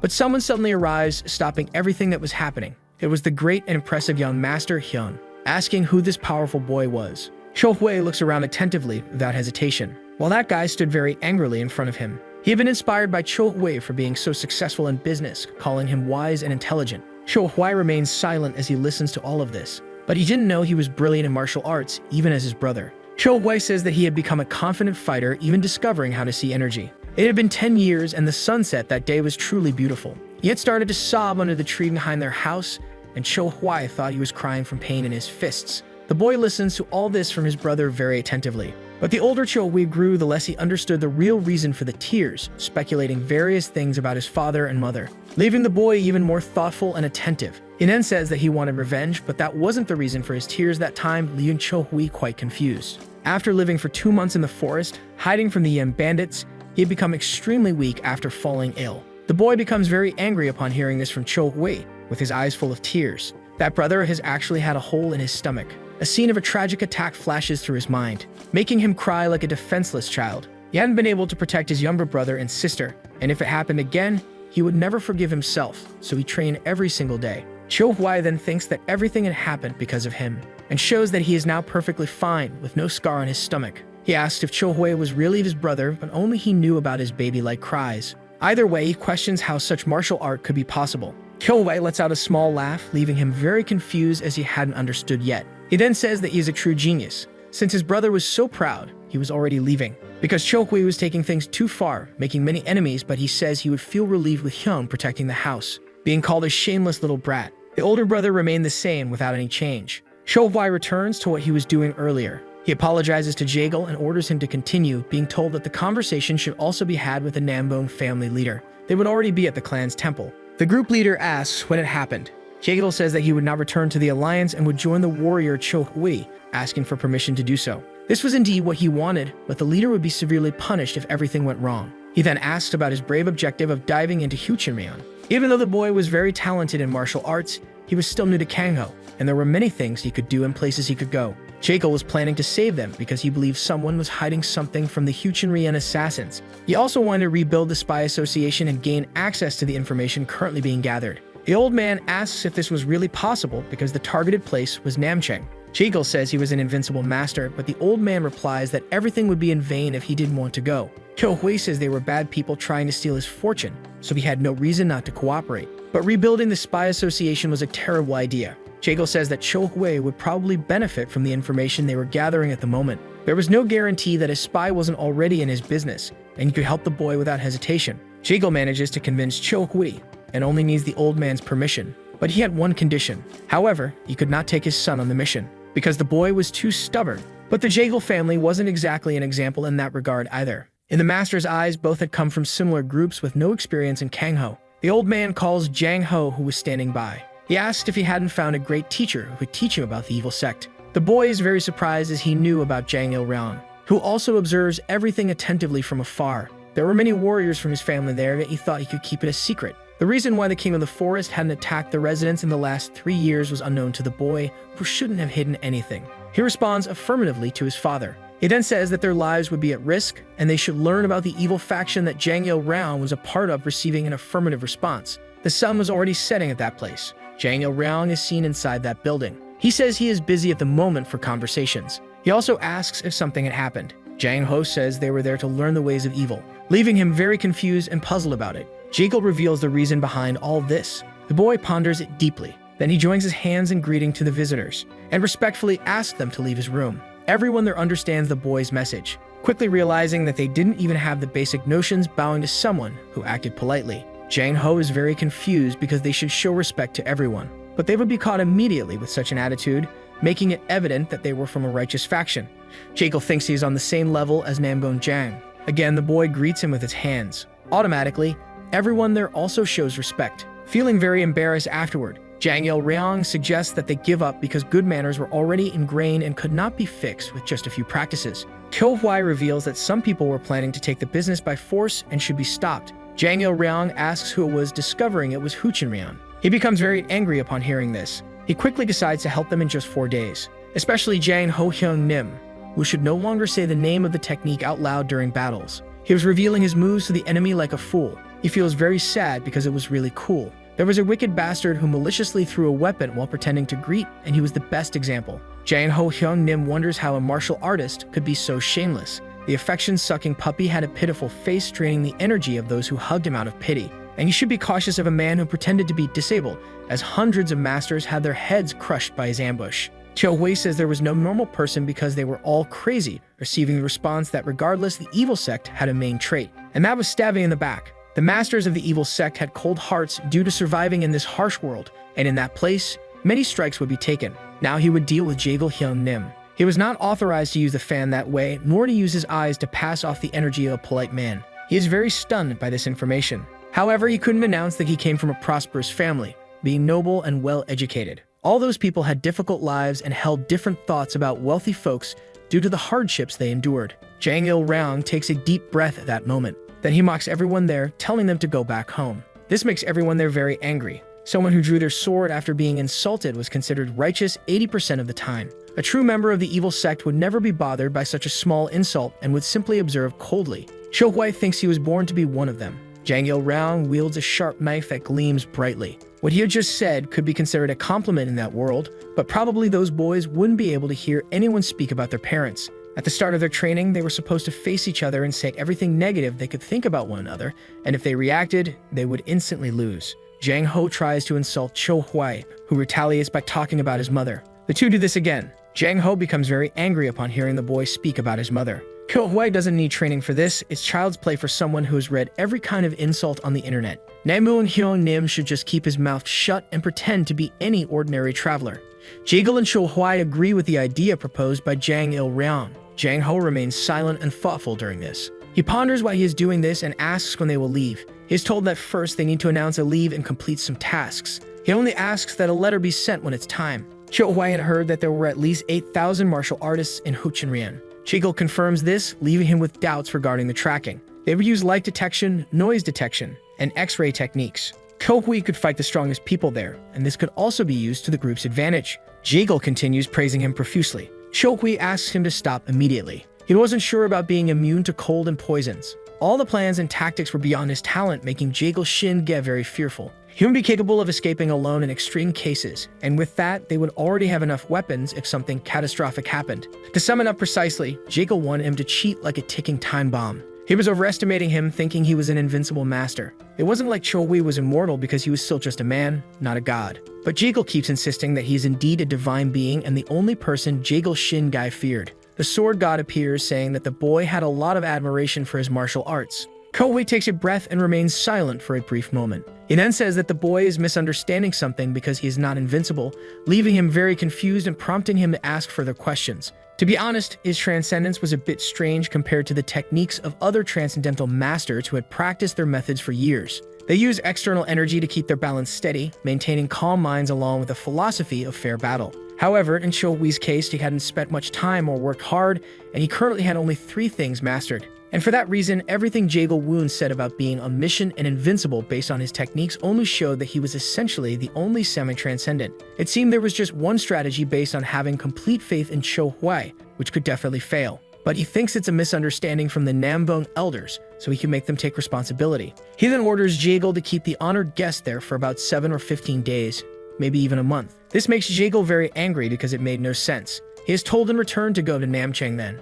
He could give him 4 days, nothing more, and even curses the mercantile corporation. Kyohui says he will try his best. Far from there, in that enormous temple, the family head is seen among various plants. The two meet, greeting each other immediately with much charisma. He then asks if the meticulous outlaw training had been completed, and Kyohui affirms it. The leader bets that he wouldn't see his careful friend for a long time. He stares at him silently and still for a few seconds. Then he asks if the master believed his martial art was truly at a transcendental level. The leader is quite taken aback by the question, as the technique was undoubtedly morally correct. He might have hesitations after entering a state of complete egolessness from the grave, but Chohui had achieved transcendence through a different method. Moreover, he had never studied scriptures or learned movement techniques. The chief is curious to know the explanations for what he had witnessed during the battle. That time, the only thing Chohui had done was move quickly, dodging attacks. He says he will explain that later and asked about his position in the Namgong family, inquiring if he could learn something. He discovers that as an elder, he could learn all the martial arts of the family,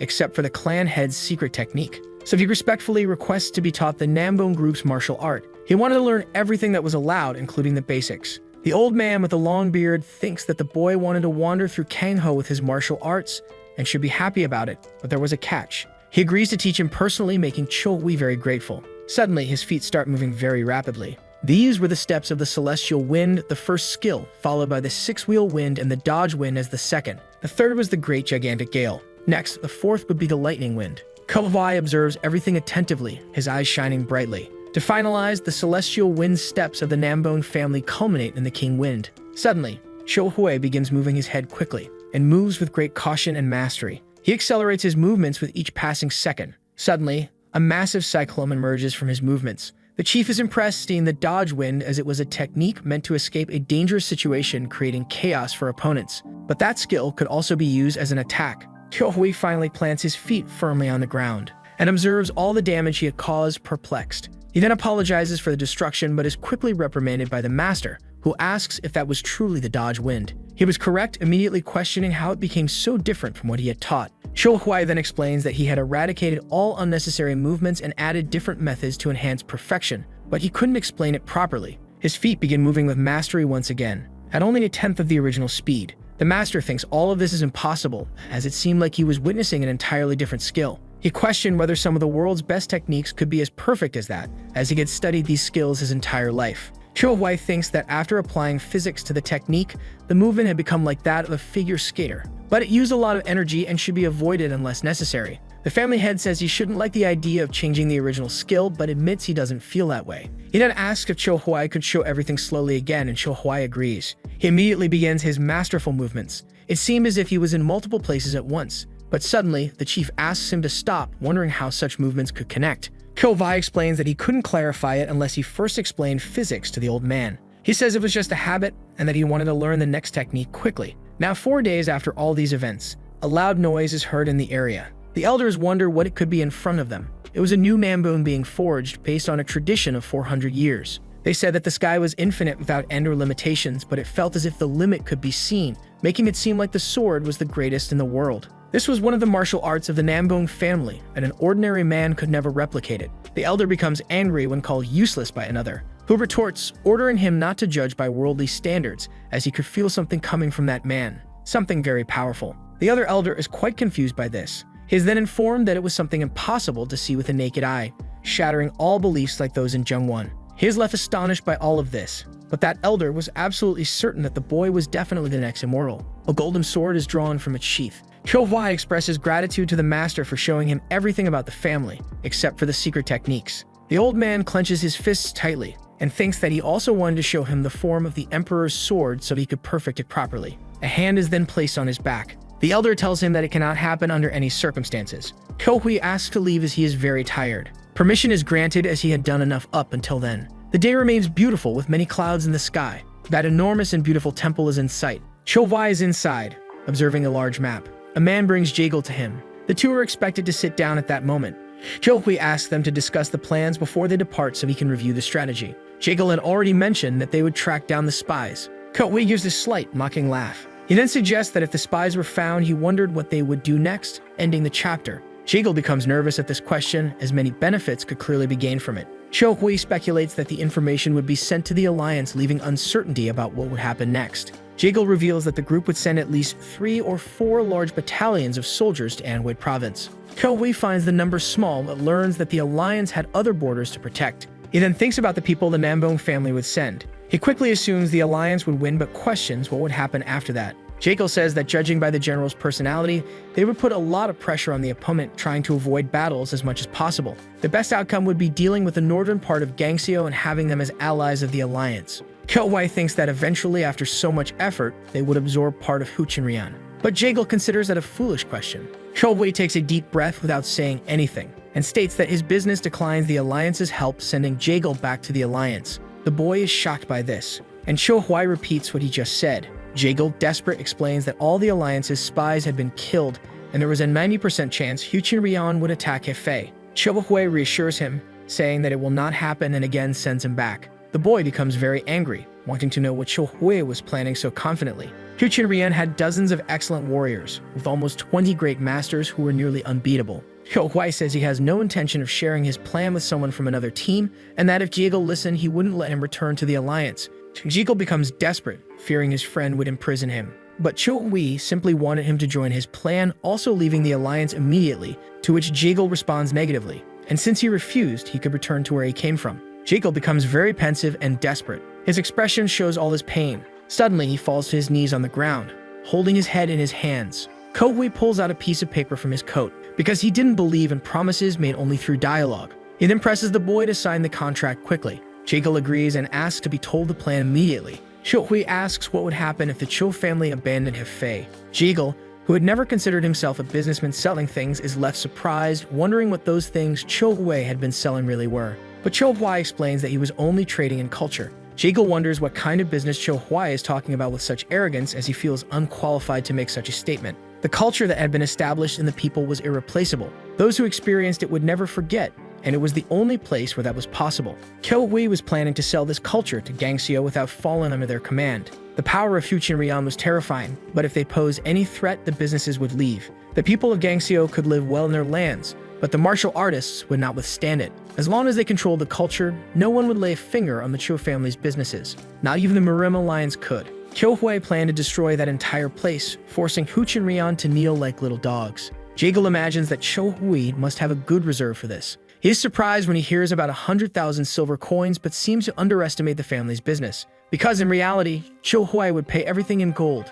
After learning this, the boy's eyes widen in astonishment, wondering how much Cho-hwai earned per month. Everyone believed that the hotels and restaurants were his main businesses, but it was the Anhui Forge that held that position, because it provided weapons for the army, earning a profit of 55,000 gold coins plus 20,000 for repairs in just 1 year. Not to mention the carriages, hundreds of harvesting tools, and other equipment. The reason his businesses had taken control of all Hefei was that all these profits were reinvested into other enterprises. Cho-hwai explains that this value could triple, now that it was decided, and asks manager Jagal to stand up so they could continue. Jagal thought he would become the operations chief and that the salary was half of what was offered before. Cho Huai responds that a person's value depends on the situation and the timing. Back then, he needed effort, but today it was different. Jagal asks if at least he could teach him arithmetic, leaving Cho Huai a bit puzzled. An employee informs them that the young master had arrived. Cho Huai agrees to teach him on the way to Namchang, making Jagal very happy. Jang Ho apologizes for the delay, and Jang Il Raong is surprised to see them. He greets them politely. Jagal suddenly enters a state of panic but maintains his composure. Cho Hui asks why they were meeting so early. Jang Il Raong expresses concern for his comrades, asking to join them. The leader seems a bit puzzled by all of this. His employee then suggests leaving Jumbo in charge of the hotel. But it did make sense, as Jumbo hadn't shown any progress, immediately rejecting his boss's opinion, which the leader surprisingly agrees with despite it being a rather crazy idea. It would all be like the Avengers. Jagal asks what that means, but he rushes off, wanting to spend a lot of money. The day is beautiful, with many clouds in the sky. A person is seen at the top of a beautiful building. The man criticizes the young woman and even tries to insult her. She listens carefully and turns around, holding something in her hand. It was a large braided rope. The man provokes her further, insulting her. She swiftly descends from the detailed structure, with her hair flying in the air. She asks him to repeat himself, listening to more insults. She then grips the whip tightly and strikes the annoying man with all her strength. She asks him why he has so much anger and hatred towards her. He provokes her again with insults. The woman asks what he came to do there, threatening him. The man says a golden goblin had appeared in Poyang Lake, leaving her completely shocked and perplexed, ending this chapter. She feels curious, but he only repeats what he had heard from his superiors, mentioning that someone was buying large amounts of land around Poyang Lake. She is certain that this person would flee, terrified after being robbed, as it wasn't unusual to see such things. The man informs her that the person had purchased 200 square kilometers, astonishing her. She also suspects it might be someone from the imperial family. Even though Dan Wumyong had been expelled, it was a mystery who would dare return there. What could be done with such a vast land remained unknown. The man reveals that the superiors wanted a meeting with a new resident of the area, as they also wanted to buy that property. The woman is surprised because someone wanted to acquire Ho Chun Rian's land. Additionally, all these things seem like a huge madness. They start arguing again like two fools. And soon, the man tells her to get ready because the enemies would arrive soon. They would be heading to the central part of Ho Chun Rian. She says she wants a scythe to kill all those people. She is very ruthless toward others. The man becomes very angry with her, and she just asks where the visitors would be waiting. He reveals it's at the Fragrance of Fish building, a very beautiful and grand place. The group is already waiting there patiently. They stare at each other without saying anything, standing still and looking very tense. Suddenly, the man arrives, playing with his dangerous weapons, and throws the sharp scythe onto the table. He immediately asks if it's the guy who is buying the land. Kilwai says that there's something to be said first, and he is immediately insulted by the rude young man. He discovers why Cho Hui wasn't showing any fear. Cho Hui tries to converse with the arrogant man, who tells him to proceed immediately. Jagal orders him to remove the scythe from the table so they can open the map. He pulls the giant chain, removing the weapon while acting rudely. Jagal places the paper on the table. The man sees that the marked lands on the map were likely going to be purchased, and his suspicions are confirmed by Cho Hui, making him very angry. A small laugh is heard, putting everyone on alert. The psychopathic woman appears at the window, leaving Jang Il Raong very startled. Cho Hui asks who that woman is, but even the arrogant man is startled by all of it. She finally enters the mansion through the window, with the intention of killing the man standing there. But it was rather foolish to plan an assassination right in front of the target. She grips her whip, preparing for an attack, and quickly strikes her teammate, questioning his decision. He becomes furious, insulting her again. He then tries to strike her with his sharp scythe. Everyone watches the childish fight, standing still and perplexed. Hu Hui realizes that those attacks were directed at him. He effortlessly blocks both weapons, saying that those fools weren't even people. The arrogant guy is impressed by the masterful defense. Cho Hui stares at him with fury in his eyes, and demands that the fool sit down immediately. He also instructs the ghostly woman to do the same. He looks at a nearby staff member.